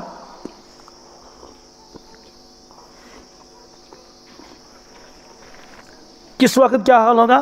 اذا فسق فتیانکم، جب تمہارے نوجوان فاسق و فاجر ہو جائیں گے. کیا بے دین ہو جائیں گے، دین سے نکل جائیں گے، بدکار ہو جائیں گے. نعوذ باللہ من ذلک. اذا فسق فتیانکم وطغى نساؤکم، تمہارے خواتین اور مستورات اور عورتیں یہ سرکش ہو جائیں گی. کیا دیکھو اس میں 2 لفظ استعمال ہوئے، فسق اور طغى. کیا یہ فسق اللہ تعالیٰ نے استعمال کیا ہے شیطان کے لیے. کس کے لیے؟ اگرچہ فسق کے درجات ہیں، فسق دون فسق کی کتاب میں لکھا ہے، لیکن فسق اذا فسق قرآن پاک میں کان من الجن ففسق عن امر ربی. اور طغى کا لفظ اس کے لیے لگا ہے فرعون کے لیے. کیا اذهب الى فرعون انه طغى، موسیٰ علیہ السلام اب تشریف لے جائیے فرعون کے پاس، وہ تو طغى ہے، سرکش ہو گیا. آپ نے فرمایا تمہارا کیا حال ہوگا جب تمہارے نوجوان فاسق و فاجر ہو جائیں گے، تمہاری عورتیں نافرمان ہو جائیں گی. صحابہ کرام نے عرض کیا یا رسول اللہ صلی اللہ علیہ وسلم ان ذلک لکائن، کیا ایسا ہوگا؟ کیا ایسا؟ قال نعم واشد منہ، فرمایا ہاں ایسا ہوگا اور اس سے زیادہ سخت ہوگا. صحابہ کرام حیران ہو گئے، اس سے زیادہ کیسے ہوگا اور کیوں ہوگا؟ اولاً تو وہ بھی نہیں ہونا چاہیے. سوال ان کو تعجب کیوں ہوا؟ ہم کو تعجب نہیں. صحابہ کرام کو تعجب ہوتا تھا ایک عورت کپڑے پہن کر ننگے کیسے ہو سکتی ہے. ہم کو کوئی تعجب نہیں. کیوں؟ ہم کو معلوم ہے کپڑے ہی ایسے ہیں. وہ ہم بچپن میں پڑھتے آؤ آؤ باغ میں جائیں، باغ میں جائیں، جی بہلائیں، چل کر دیکھیں پھول رنگیلے نیلے پیلے رنگ رنگیلے. اس میں ایک لفظ آگے آ رہا تھا کپڑے پہنے پھر بھی ننگے. کیا کپڑے پہنے؟ تو صحابہ کرام فرمائے تو متضاد چیزیں ہیں. یہ ایک آدمی کپڑا پہنا ہوا تو ننگا کیسے ہوگا؟ جو ننگا ہوگا اس پر کپڑے نہیں ہوں گے. آپ نے فرمایا نساؤں کاسیات، نساؤں ان کی عورتیں کپڑے پہنی ہوئی ہوں گی، عاریات لیکن ننگی ہوں گی. تو ان کو تعجب ہوتا تھا، ہمیں تعجب نہیں. تو ان کو تعجب ہوتا تھا ایک مسلمان نوجوان فاسق و فاجر کیسے ہو سکتا ہے. کیوں؟ ان کو نظر تھی اپنے نوجوانوں کی طرف. نوجوان اس بات کو ذرا غور سے سن لے. ان کو نظر تھی کن کی؟ اپنے نوجوانوں کی طرف. آج بھی شکایتیں آتی ہیں، باپ شکایت کرتا ہے، ماں شکایت کرتی ہے، میرا بیٹا نماز نہیں پڑھتا ہے، رات بھر کھیلتا رہتا ہے، 1 بجے صبح اٹھتا ہے، اور عورتیں بھی آتی ہیں اور کہ ہم کو تنگ کر لیا ہے، پریشان کر لیا ہے، پڑھتا بھی نہیں ہے، اور واپس وطن مالس، آپ سمجھتے ہیں واپس وطن کیا کو؟ باپ کا گریبان پکڑتا ہے، ماں کو مارتا ہے، کہ ایم خود اگر آشین ایم خود اگر ہوتا ہی نہیں تو زیادہ بہتر تھا۔ تو آج یہ شکایتیں آتی ہیں۔ اللہ کے نبی صلی اللہ علیہ وسلم کے زمانے میں بھی شکایتیں آتی تھی، لیکن سن لیجئے کیا شکایت آتی۔ آپ نے بلایا حضرت عبداللہ ابن عمرو بن العاص کو، حضرت عبداللہ ابن عمرو بن العاص کو بلایا رسول اللہ صلی اللہ علیہ وسلم نے۔ ان کے والد صاحب نے شکایت کی تھی، یا رسول اللہ صلی اللہ علیہ وسلم، عبداللہ کو میں نے سمجھایا لیکن مانتا نہیں، کیا آپ سمجھائیے اس کو۔ آپ نے حضرت عبداللہ کو بلایا، فرمایا عبداللہ علم اخبر انک تقوم اللیل وتصوم النہار، کہ مجھے یہ اطلاع ملی ہے آپ رات بھر نماز پڑھتے رہتے ہیں، کیا آپ رات بھر نماز پڑھتے رہتے ہیں، سوتے نہیں ہیں، اور نفل روزے لگاتار رکھتے ہیں، درمیان میں چھوڑتے نہیں؟ قلت نعم یا رسول اللہ، میں نے کہا حضرت صحیح ہے، میرا جو شکایت آپ تک پہنچی وہ شکایت صحیح ہے، میں رات بھر نمازیں پڑھتا رہتا ہوں۔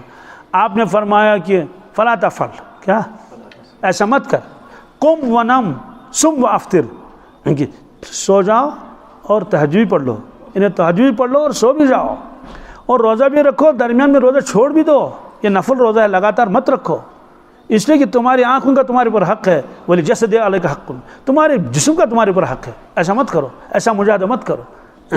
وہ دیوانے تھے نا، کس کے؟ اللہ کے۔ کون اندازہ لگا سکتا ہے؟ جب اللہ کے نبی صلی اللہ علیہ وسلم خود دیوانے تھے اللہ تعالیٰ کے، تو صحابہ دیوانے نہیں تھے؟ انہیں اور کیا چاہیے تھا اللہ کی رضامندی کے علاوہ؟ تو اس نے کہا اے اللہ، فرمایا کہ بس 3 دن روزہ رکھو مہینے میں۔ کتنے دن؟ تو روایتوں میں آتا اس نے عرض کیا یا رسول اللہ صلی اللہ علیہ وسلم، یہ 3 دن تو بہت کم ہے، کیا 3 دن تو بہت، اس میں کچھ اضافہ فرمائیے۔ آپ نے فرمایا چلو 10 دن روزہ رکھو مہینے میں۔ اللہ کا بندہ مانتا ہی نہیں کہ اللہ کے نبی صلی اللہ علیہ وسلم اس میں کچھ اضافہ فرما دیجئے، مجھے طاقت بہت ہے، مجھے طاقت دی۔ تو آپ نے فرمایا کہ ٹھیک ہے، جاؤ صوم داؤد علیہ السلام رکھو، 1 دن روزہ 1 دن روزہ چھوڑ دینا، 1 دن روزہ 1 دن افطار، 1 دن روزہ 1 دن افطار۔ اللہ کا بندہ اب تیار ہو گیا، اللہ کا بندہ۔ ہاں تو دیکھ رہے ہیں، تو صحابہ کرام کو تو تم نے تو سارے امت کے جوان تو ایسے ہی ہوں گے، ان کا کہاں معلوم تھا یہ رات کو PUBG کھیلیں گے، رات کو ڈرامہ دیکھیں گے، رات کے 3 بجے تک ٹی وی دیکھیں گے، کرکٹ دیکھیں گے اور کیا کیا دیکھیں گے، ان کو یہ کہاں معلوم تھا۔ اس لیے انہوں نے کہا کیا ایسا ہوگا؟ ہم فرمایا ایسا ہوگا۔ احد کے موقع پر واقعہ مشہور ہے، کفار آ چکے تھے کس میں؟ میدان احد تک۔ آپ نے صحابہ سے مشورہ کیا کیا کرنا چاہیے؟ دفاع کرنا ہے نا، چلو ٹھیک ہے۔ نابالغوں کو واپس نکالا گیا، اس میں ایک تھا حضرت رافع بن خدیج، تو اس نے دیکھا کہ چھوٹوں کو تو واپس کیا جاتا ہے، وہ سامنے نہیں بیٹھے، ذرا دوسری تیسری قطار میں بیٹھے اور اپنے پنجوں کے بل کھڑے ہوئے، کیا تاکہ تھوڑا اونچا دکھائی دوں، تو اس کو تو منتخب کیا، سلیکٹ، چلو۔ تو اس کا ساتھی جلدی آیا کہ اے اللہ کے نبی صلی اللہ علیہ وسلم، آپ نے اس کو منتخب کیا، مجھے کیوں چھوڑا؟ کیا آپ نے فرمایا بیٹے آپ چھوٹے ہو، یہ تو بڑا ہے، آپ نے اللہ کے نبی سے اس کو کشتی کراؤ نا میرے ساتھ، میں اس سے زیادہ طاقتور ہوں۔ آپ نے فرمایا سمرہ ابن جندب اور رافع ابن خدیج کی کشتی کرا دو، تو سمرہ نے ان کو گرا دیا کشتی میں، دونوں کو فرمایا چلو دونوں منتخب ہیں، سلیکٹ ہو گئے۔ دیکھو گلمرگ جانے کے لیے سلیکشن نہیں تھی، سمجھ آگے نہیں، پہلگام نہیں جانا تھا، سیر سپاٹا نہیں کرنا تھا، ایسی جگہ جانا تھا کہ واپس آ بھی سکتے ہیں نہیں بھی آ سکتے ہیں۔ کیا دیوانے تھے وہ اللہ کے اور اللہ کے نبی صلی اللہ علیہ وسلم کے۔ ان کا ہر پیسہ اللہ کے لیے خرچ ہوتا تھا، ان کا ہر سانس اللہ کے لیے تھا، اور وہی کیفیت تھی ان صلاتی و نسکی و محیا و مماتی للہ رب العالمین۔ جب ہمارا نبی یہ فرماتے ہیں بے شک میری نمازیں، میری قربانیاں، میرا حج، نسک کے دونوں ترجمہ کر سکتے ہیں، بلکہ میری زندگانی اور میرا دنیا سے چلا جانا سب اللہ کے لیے ہے، سب اللہ کے لیے ہے۔ اور ایسے نوجوانوں کے لیے ہے وشاب نشأ فی عبادت اللہ، محشر کے میدان میں ان کو بلایا جائے گا اور عرش مجید کے سائے کے نیچے رکھ دیا جائے گا۔ محشر بھی تو آ رہا ہے نا۔ تو ایک پہلو تو یہ ہے کہ اللہ کے نبی صلی اللہ علیہ وسلم کوئی شکایت نہیں فرمائیں گے میدان محشر میں امت کی، کہ یا اللہ میری امت نے مجھ کو زخمی کر دیا، میرا سر مغارہ زخمی ہو گیا، میرا دندان مبارک شہید ہو گیا، مجھے بیکاٹ کیا انہوں نے، 3 سال تک مجھے شعبہ ابی طالب میں رکھا، کوئی شکایت نہیں، ایک شکایت ضرور فرمائیں گے، وقال الرسول یا رب ان قوم اتخذوا هذا القرآن مہجورا، یہ پیشن گوئی ہے قرآن پاک میں۔ عرض کریں گے یا اللہ میں نے اپنی امت کو قرآن شریف دیا تھا، اپنی قوم کو، لیکن انہوں نے اپنے قرآن پاک کو بہت دور رکھا، قرآن پاک کو کیا رکھا؟ اپنے سے بہت دور، اس کے حقوق ادا نہیں کیے۔ حدیث پاک میں جس گھر میں قرآن پاک کی تلاوت نہیں ہوتی ہے، آدھی رات کے وقت قرآن پاک گھر والوں کے لیے بد دعا کرتا ہے کہ انہوں نے میرا حق ادا نہیں کیا۔ اللہ تعالیٰ بچائے، جس گھر میں قرآن پاک بد دعا کرے گھر والوں کو، تو ظاہر سی بات ہے وہاں رحمتیں آئیں گی، آفتیں آئیں گی، آفتیں آئیں گی۔ کتنا نقصان کرتا ہے انسان اللہ کی نافرمانی کر کے، دنیا بھی گئی آخرت بھی گئی، اللہ تعالیٰ بچائے، حفاظت فرمائے۔ ہماری دنیا محفوظ رہے گی، آخرت محفوظ رہے گی جب اللہ تعالیٰ کی عبادت کریں گے اور اس کی اطاعت کریں گے۔ تو یہ پیشن گوئی ہے۔ تو ہزاروں لوگ ایسے نوجوان ہیں، بڑی بڑی انہیں ڈگریاں کی ہیں، لیکن قرآن پاک پڑھنا جانتے ہی نہیں۔ میرے پاس ایک نوجوان آیا، اس نے کہا میری کمر میں تکلیف ہے، تو کمر والوں کو میں بتاتا ہوں سورہ علم نشرح لک صدرک کا پڑھ لیا کرو۔ تو میں نے اس سے کہا بیٹے علم نشرح لک صدرک کا پڑھ لو۔ 28-30 سال ان کی عمر تھی۔ اس نے کہا مجھے یاد نہیں، میں نے کہا چلو ٹھیک ہے کوئی بات نہیں، اس لیے کہ علم نشرح لک سب مسلمانوں کو کہاں یاد ہے۔ تو میں نے اس سے پوچھا بیٹے پارے عام کی کتنی صورتیں آپ کو یاد ہیں؟ اس نے کہا کوئی نہیں۔ کیا؟ میں نے کہا اللہ کے بندے سورہ فلق اور ناس بھی یاد نہیں، کہا یہ بھی نہیں۔ میں نے کہا پھر تو یاد بھی یاد نہیں ہوگی، دعائے قنوت بھی نہیں۔ انہوں نے کہا نہیں۔ اور اس کے بعد انہوں نے الحمد شریف سنانی شروع کر دی۔ اللہ تعالیٰ مجھے گواہ ہے اس بات پر، تم نے الحمد شریف شروع کر دی، ایاک نعبد و ایاک نستعین، اس کے بعد خاموش ہو گیا۔ میں نے کہا پڑھو نا آگے۔ اس نے کہا اس کے آگے مجھے یاد نہیں، اس کے آگے مجھے، یہ وہ پیشن گوئی ہے جو برابر ہو رہی ہے۔ ڈگریاں کرتے ہیں ہمارے نوجوان، لیکن پارے ہم یاد نہیں، 10 سورتیں یاد نہیں۔ اب تو یہ حال ہے کہ الحمد شریف پوری یاد نہیں ہے۔ دوستو ہماری زندگی کس کام کی ہے؟ کیا ہم صرف اسی لیے آئیں کہ ہم کھیلیں کودیں، ناچے گائیں اور ادھر ادھر چلے جائیں اور خوب عیش کریں اور ڈانس کریں اور نخرے کریں اور فیشن کریں، اور نہ آخرت کی کوئی تیاری نہ معاشر کی کوئی تیاری؟ یہ ایک پہلو ہے، ایسا ہوگا۔ آپ نے فرمایا گانے والیاں بہت زیادہ ہو جائیں گی، شراب عام ہو جائے گا۔ یہ پیشن گوئی اس لیے نہیں تھی کہ نعوذ باللہ سارے شراب پی لیں۔ پیشن گوئی کا مقصد کیا ہوتا ہے اس کو سمجھنا ہے نا۔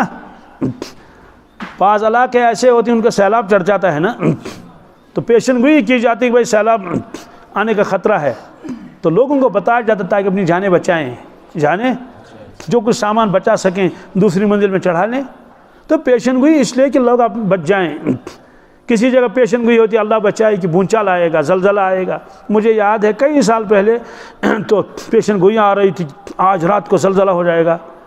میں نے اپنی آنکھوں سے دیکھا کہ لوگ گھروں سے باہر نکل گئے اور میدانوں میں اور صحنوں میں رہے۔ کیوں؟ کہ خدا نہ کرے اگر مکان گر بھی جائے گا تو جان تو بچے گی نا۔ تو پیشن گوئی تو اسی لیے کی جاتی ہے نا تاکہ لوگ حفاظت کریں، اس مصیبت سے بچ جائیں۔ کرونا وائرس بتا دیا کہ بھائی انجیکشن لگاؤ، لگائے لوگوں نے انجیکشن بچنے کے لیے۔ تو اللہ کے نبی صلی اللہ علیہ وسلم نے پیشن گوئیاں فرمائی کیوں؟ کیا اس لیے کہ نوجوان شرابی بن جائیں اور چوری کریں اور کیا کیا کریں؟ پیشن گوئی اس لیے تھی کہ ہر امتی کا کہ کم از کم میں اس مصیبت میں مبتلا نہیں ہو جاؤں گا۔ اور یہ سب کیوں ہے؟ کہ آخرت کا یقین نہیں۔ کیا یقین ہوگا آخرت کا، پھر کیسے ایک آدمی ہمت کرے گا کہ وہ چرس پیے اور بھنگ پیے اور شراب پیے، چوری کرے؟ کیسے؟ جب اس کا معلوم ہے فرشتے میرے ساتھ ہیں، میری زندگی ریکارڈ ہو رہی ہے اور میدان محشر قائم ہوگا۔ بہرحال ایک پہلو ہے امت میں کیا کیا ہوگا، لیکن دوسرا پہلو بھی ہے، اِنَّا نَحْنُ نَزَّلْنَا الذِّكْرَ وَإِنَّا لَهُ لَحَافِظُونَ۔ اللہ تعالیٰ فرماتے ہیں ہم نے قرآن پاک کو نازل کیا، اس کی حفاظت ہم کریں گے۔ اس کی حفاظت معلوم ہے کہ دین مٹے گا نہیں، کیا رہے گا۔ میرے پاس 12 سال کا ایک لڑکا آیا، کتنے سال کا؟ اور پڑھتا ہے 5th میں، مستقل کسی دارالعلوم میں نہیں ہے، مستقل 5th میں پڑھتا ہے، 5ویں کلاس میں۔ یہ مجھے معلوم تھا کہ یہ حفظ کر رہا ہے۔ اس کا والد صاحب میرا دوست ہے، تو وہ کہتا تھا کہ احمد یہاں سے آج کریں عید پار اتنے پارے ہو گئے۔ تو پتہ نہیں مہینے 2 مہینے پہلے یا کب، مجھے پورا وہ معلوم نہیں ہے، تو مکمل حافظ ہو گیا۔ ابھی چند دن پہلے اس کا باپ اس کو لے کر آئے میرے پاس. انہوں نے کہا کہ احمد نے ایک دن میں سارا قرآن پاک زبانی سنایا. صبح 7:30 بجے شروع کیا, شام کے 7 بجے ختم کیا, 11.5 گھنٹے. کتنے؟ تو میں نے اس سے پوچھا احمد تھک کیوں؟ اپنی زبان میں سے کہا احمد تو تھک تو نہیں گیا؟ اس نے کہا نہیں. ایک پہلو تو یہ ہے کہ علمد شریف بھی امتی کو یاد نہیں ہے. دوسرا یہ ہے کہ یہ نابالغ بچہ بھی 12 سال کا ہے, سارا قرآن پاک ایک دن میں سنایا. اس لیے آدمی کو یہ غور کرنا چاہیے نا, کیا ان پیشن گوئی میں آدمی مبتلا ہو جائے گا؟ چوری میں اور شراب میں اور دوسری چیزوں میں. یہ بھی تو پیشن گوئی ہے کہ یہ امت قرآن پاک کو تھامے گی اور سینوں کے ساتھ لگائے گی اور سیدھی سادھی زندگی گزارے گی اور اپنے دین کو زندہ رکھے گی. اللہ کے نبی کی سنتوں کو اپنے دانتوں سے کیا اپنی دھاڑوں سے مضبوط پکڑیں گے. یہ بھی تو پیشن گوئی, یہ بھی تو پیشن گوئی ہے نا. تو اس لیے میں نوجوانوں سے درخواست کرتا ہوں, زندگی پر کوئی بھروسہ نہیں ہے اور آخرت حق ہے. کیا جی قرآن پاک میں ہے وَيَسْأَلُونَكَ عَنِ الْجِبَالِ فَقُلْ يَنسِفُهَا رَبِّي نَسْفًا فَيَذَرُهَا قَاعًا صَفْصَفًا لَا تَرَى فِيهَا عِوَجًا وَلَا أَمْتًا يَوْمَئِذٍ يَتَّبِعُونَ الدَّاعِيَ لَا عِوَجَ لَهُ وَخَشَعَتِ الْأَصْوَاتُ لِلرَّحْمَنِ فَلَا تَسْمَعُ إِلَّا هَمْسًا. قیامت آنے والی ہے. لوگوں نے عرض کیا یا رسول اللہ صلی اللہ علیہ وسلم ان پہاڑوں کا کیا ہوگا؟ وَيَسْأَلُونَكَ الْجِبَالِ فَقُلْ يَنسِفُهَا رَبِّي نَسْفًا. آپ فرما دیجئے اللہ تعالیٰ ان کو ریزہ ریزہ کر کے رکھے گا. کن کو؟ پہاڑوں کا. سور کر پہاڑن, کچھ بھی نہیں رہے گا. جیسے راکھ کہیں ہو, راکھ کا ڈھیر, سوکھی راکھ, گیلی نہیں, پھر طوفانی ہوائیں چلیں اور وہ ہوائیں اس راکھ کے ڈھیر کو اٹھا کے لے جاتی ہیں نا, زمین پر کچھ بھی نہیں رہتا. ایسے پہاڑ ایک بھی نہیں رہے گا زمین پر. وَتَكُونُ الْجِبَالُ كَالْعِهْنِ الْمَنْفُوشِ. یہ قرآن پاک میں ہے. پہاڑ جو ہے دھنکی ہوئی رنگین اون کی طرح چلیں گے. رنگین اس لیے کہا پہاڑوں کے رنگ الگ الگ ہوتے ہیں نا. یہ سارا ہوگا. وَيَسْأَلُونَكَ عَنِ الْجِبَالِ فَقُلْ يَنسِفُهَا رَبِّي نَسْفًا فَيَذَرُهَا قَاعًا صَفْصَفًا. اللہ تعالیٰ زمین کو ہموار کرے گا. کیا یہ پہاڑ نہیں رہیں گے, اونچ نیچ نہیں رہے گی. لَا تَرَى فِيهَا عِوَجًا وَلَا أَمْتًا. اے دیکھنے والے, آپ اس دن زمین کو دیکھیں گے ہموار ہے, چٹھیل میدان ہے, اونچ نیچ بالکل نہیں, کچھ بھی اونچ نیچ نہیں, ایسا پلین بنائے گا اس کو. یومئذ یتبعون الداعی لا عوج لہ. اس دن پکارنے والا پکارے گا. حدیث پاک میں وہ بیت المقدس پر آواز لگائے گا, یا ایت العظام البالیہ, اے پرانی ہڈیاں نکل آؤ قبروں سے. کیا نکلنا پڑے گا. قرآن پاک نے فرمایا کہ ان کانت اللہ صیحۃ واحدۃ فاذا ہم جمیع لدینا محضرون. بس ایک آواز لگائے گا, سارے نکلیں گے. دوستو, چند دن پہلے مجھے ایک آدمی نے فون کیا, کہا میں اپنے وہ لیٹرین کے باہر وہ ٹرنچ کھودتا تھا, تو اس میں سے دانت نکلے, دانت جبڑا نکلا اور ایک کھوپڑی نکلی. کیا نکلی؟ وہ اب پوچھ رہا تھا کیا کرنا چاہیے, ٹرنچ بنانا یا نہیں بنانا. تو بہرحال میں نے اس کو جواب دیا لمبا چوڑا, سمجھایا اس کو اچھی طرح سے. اب سوچنا ہے کہ جو جبڑا تھا یہ بھی کسی انسان کا تھا نا, انسانی کا تھا, کھوپڑی بھی تھی. تو یہ کھوپڑی والا کون تھا؟ کیا غور کرنا ہے نا. ہوگا نا کوئی بادشاہ بھی ہو سکتا ہے نا, وزیر بھی ہو سکتا ہے, اپنے گاؤں کا چودھری بھی ہو سکتا ہے نا, بہت بڑا مالدار بھی ہو سکتا ہے نا, جس کے 5 لاکھ اخروٹ ہوتے تھے. کتنے؟ 10,000 پیٹیاں سیب کی, اور خواجہ دہ کی حیثیت. کیا خواجہ و مقدم دہ کی حیثیت, دست آسیاس آسن, بڑا علی شان, کچھ بھی ہو سکتا ہے نا. اور پرانے زمانے میں اب تو کرا کلیاں ختم ہو گئی, تو ایسے سمجھتا دوئے پی کرا کلی. کیا کرا کلی؟ چوسنا سنگھ کی ایسی 2 پلی ہوتی تھی وہ چمڑے کی, اور کہاں سے آتی تھی, وہ بڑی قیمتی. تو جب وہ لگاتا تھا, وہ ٹیڑھی لگاتا, کون جو بھی اس کو لگاتے تھے, بڑے آفیسر بھی لگاتے تھے اس زمانے میں, تو اس نے بیب لگاؤں. تو یہ ہے نا اس کا, یہ سامنے نہیں, تھوڑا ٹیڑھا. کیا ادھر کو, یہ جو بائیں سائڈ ہے نا, بائیں ایسے. فارسی والے اس کو کج کلا کہتے ہیں. کیا جی کلا اس کو کہتے ہیں, ٹیڑھی ٹوپی. تو یوں وہ ایک فیشن تھا ایسے. تو کج کلا والا بھی ہو سکتا ہے نا. آج کھوپڑی ہے, کوئی پرسان حال نہیں, کس کی کھوپڑی ہے کچھ پتہ نہیں. دوستو یہ حال تو ہمارے ساتھ بھی ہو سکتا ہے نا. دفن کر لیں گے, سڑ جائیں گے, گل جائیں گے, 100 سال 200 سال ہو گئے, ہو سکتا ہے وہاں سے راستہ نکلے تو ڈوزر والا آئے گا. کیا آئے گا؟ تو ایک چمچہ اٹھایا ادھر ڈالا, دوسرا بیلچہ اٹھایا ادھر ڈالا, تو سر تو ادھر گیا, اور پاؤں ادھر گئے. ایسا ہو سکتا ہے نا؟ کیا دنیا ہے یہ، کیسا غرور، کیا کرے گا آدمی جب آدمی کو مرنا ہے اور مٹنا ہے. تو ایک اردو کا شاعر ہے، یہ بہت زمانے پہلے پڑھا تھا، کتاب آتی تھی وہاں 9ویں 10ویں کلاس میں، گلستان نثر و نظم. کیا ایک قصہ اس میں نظم تھا، ایک نثر تھا. اس میں تھا شاعر کہتا ہے کل پاؤں ایک کاسے سر پر جو آ گیا، یکسر و استخاں شکستوں سے چور تھا. کہنے لگا کہ دیکھ کے چلے راہ بے خبر، میں بھی کبو کوسو کا سر پر غرور تھا. کبو کوسو نے کبھی کسی، اس نے کہا کہ کل پاؤں ایک کاسے سر پر جو آ گیا. شاعر کہتا میں چل رہا تھا اپنی جوانی کے جوش میں، تو اتفاقاً میرے بوٹ جو تھا پوائنٹڈ بوٹ پہلے لگاتے تھے وہ، تو سامنے وہ تھوڑا نکیلا ہوتا تھا. تو ایک دن ایک دم اس کے جو ہے وہ ٹکرا گیا، تو وہ ہڈی جو ٹوٹ گئی، کون؟ سر کی کھوپڑی تھی نا، وہ بوسیدہ ہو چکی تھی. اس سے آواز آنے لگی، کہنے لگا کہ دیکھ کے چل اے راہ بے خبر. ارے بے خبر دیکھ کے چل، کیا کیا آپ نے میرا؟ تو کھوپڑی بھی ٹوٹ گئی. دیکھا میں بھی کبو کوسو کا سر پر غرور تھا.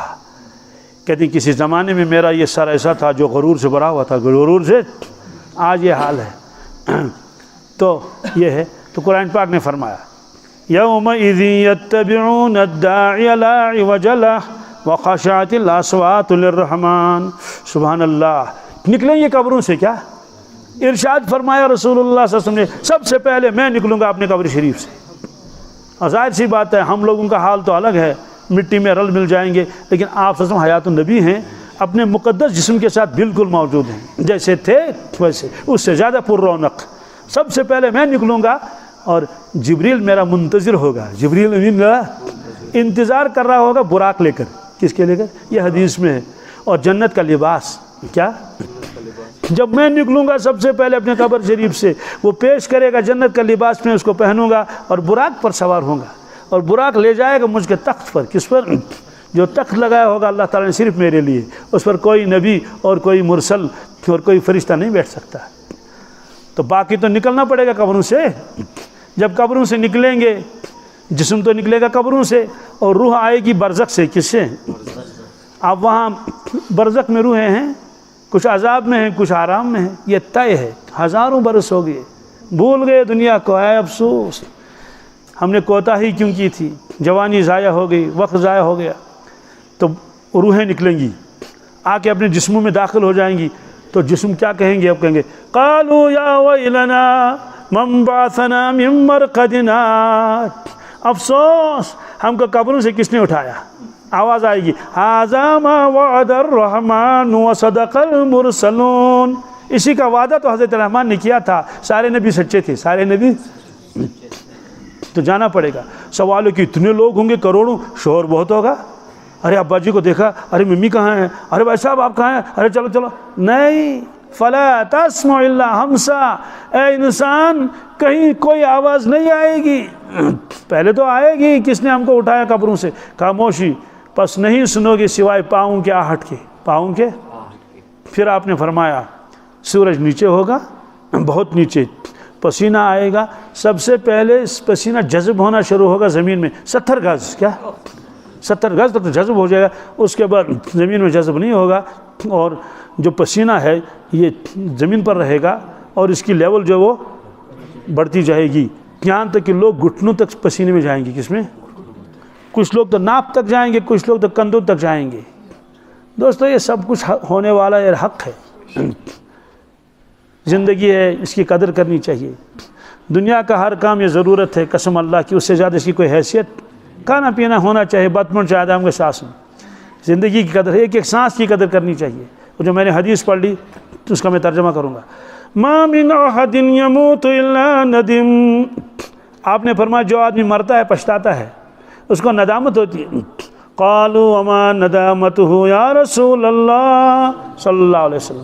اے اللہ کے نبی صلی اللہ علیہ وسلم، کس طرح کی ندامت ہوتی ہے اور پشیمانی ہوتی ہے؟ کیوں پشیمانی ہوتی ہے؟ قال ان کان محسنا ندم اللہ یکن ازداد. اگر مرنے والا نیکوکار ہے، صالح ہے، وہ پچھتاتا ہے کاش میں نے اور زیادہ کیا ہوتا ہے. کیا؟ اور درود شریف پڑھ لیے ہوتے، اور تلاوت کی ہوتی، نفلیں میں نے پڑھی ہوتی، روزہ میں نے رکھا ہوتا، اور زیادہ کیا ہوتا، آج سب کچھ مجھ کو مل جاتا. وَإِن كَانَ مُسِيئًا نَدِمَ أَلَّا يَكُونَ نَزَعَ. اگر مرنے والا گناہگار ہے پچھتائے گا کاش میں نے توبہ کی ہوتی، میں تو سوچتا تھا میں توبہ کروں گا لیکن توبہ کی نہیں۔ اور حدیث پاک میں ہے، اس کو نقل کیا مجدد الفسانی شیخ احمد سرہندی نے مکتوبات میں، کہ فرمایا کہ جو آدمی یہ کہے گا میں توبہ کروں گا، کیا کروں گا؟ توبہ کروں گا، ابھی نہیں کروں گا، ارادہ ہے کرنے کا، اچھا ارادہ ہے نا، فرمایا یہ تباہ ہو گیا، ہلاک کیا؟ ہلاک المتصوفون، فرمایا کہ ہلاک ہو گیا جو یہ کہے گا میں توبہ کروں گا۔ پھر فرمایا ان کے جملے تو عجیب ہیں نا، کیا معلوم، کیا قضاء و قدر کے کارکن، قضاء و قدر کے تمہیں بڑھاپے تک پہنچنے دیں گے یا نہیں دیں گے؟ جوانی میں بھی مر سکتا ہے نا۔ تو یہ زندگی قدر کرنے کی، انبیاء علیہ الصلوۃ والسلام کو یہی زندگی دے دی گئی، صحابہ کرام اور اولیاء اعظام اور بزرگان دین کو یہی زندگی دے دی گئی، اور وہ کامیاب ہو کر چلے گئے۔ ایک صاحب نے مجھے فون کیا شاید 2 مہینے پہلے، 2 مہینہ 1.5 مہینہ ہوا ہوگا، اس نے کہا کہ میں تیسرا کلمہ پڑھتا ہوں، مجھے ورد ہے، ورد سمجھتے ہیں نا آپ، جو کثرت سے پڑھا جائے، گننا پڑھنا آسان ہے، گننا مشکل ہے نا۔ تو اس نے کہا کہ میں نے تیسرا کلمہ پڑھ لیا اور گنا ہے آج تک میں نے پڑھا 1,20,00,000، کیا؟ یعنی میں نے تیسرا کلمہ جو پڑھا پتہ نہیں کب سے پڑھا، 1,20,00,000 کا درود شریف میرا ورد ہے، کیا؟ میں 90 لاکھ میں نے پڑھ لی، کتنی؟ میں نے کہا مرحبا ہے آپ کو، اور 10 لاکھ پڑھ لو، پورا 1 کروڑ ہو جائے گا۔ دوستو یہ لوگ بھی تو اسی سرزمین میں رہتے ہیں نا، کوئی چاند والا واقعہ تھوڑا ہی ہے کہ کوئی آپ کے پیچھے کوئی شخص بیٹھا ہوا ہے، نہ اس کو کھانا ہے، نہ پینا ہے، نہ نیند ہے، نہ کچھ، نہ حلال ہے۔ اس کے بعد بات ختم ہو گئی، اور بھی کچھ اس نے پوچھا۔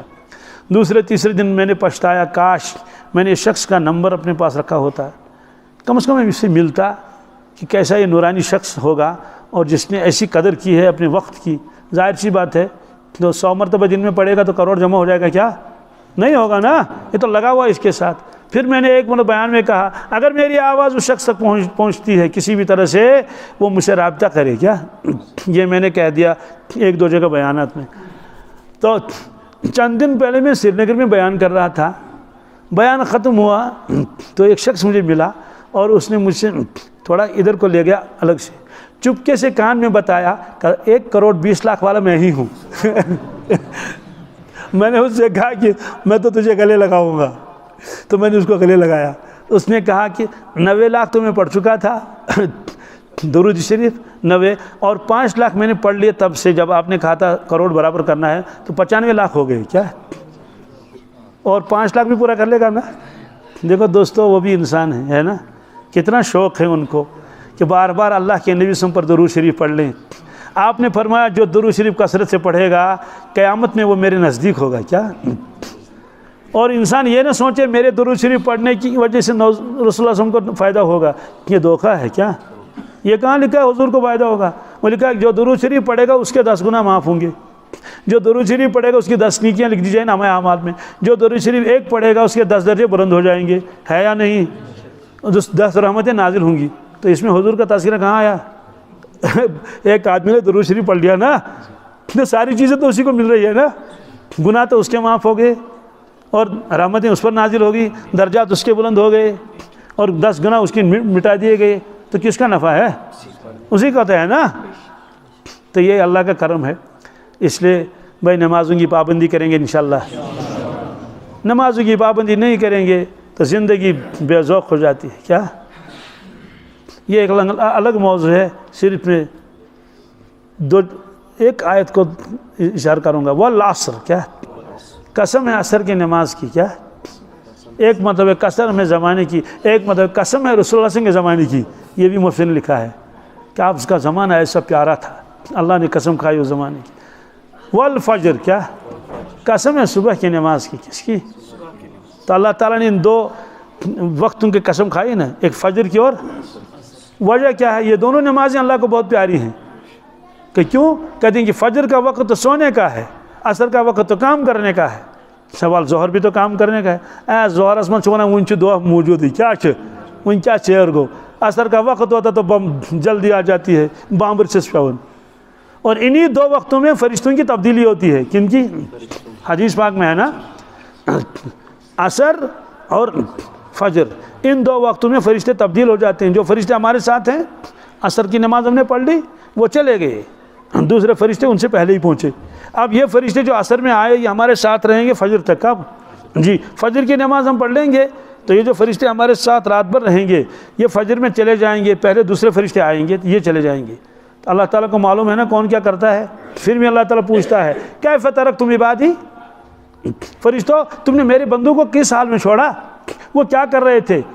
فرشتے کرتے ہیں کہ اتیناہم یصلون و ترکناہم یصلون, یا اللہ جب ہم یہاں سے گئے تھے وہ نماز پڑھ رہے تھے, جب ان کو رخصت کیا اور ہم آئے تو وہ نماز پڑھ رہے تھے. وہ دوستو جو نہ فجر پڑھے اور نہ عصر پڑھے اس کے بارے میں فرشتے کیا کہیں گے, جھوٹ بولیں گے. کیا نعوذ باللہ من ذالک, ہمارا نوجوان تو عصر کے وقت کھیلتا رہتا ہے, وہ تو یہی کہیں گے نا یا اللہ ترکناہم یلعبون, ہم جب ان کے پاس گئے تو وہ کھیل رہے تھے. کیا کر رہے تھے؟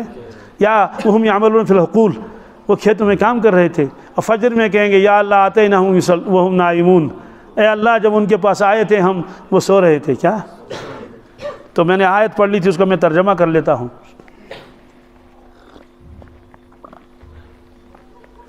یا ایھا الذین آمنوا, دیکھو خطاب کس کو ہے؟ ایمان والوں کا ہے نا. یا ایھا الناس تو نہیں کہا نا, ارے ناس میں تو سب آئیں گے نا.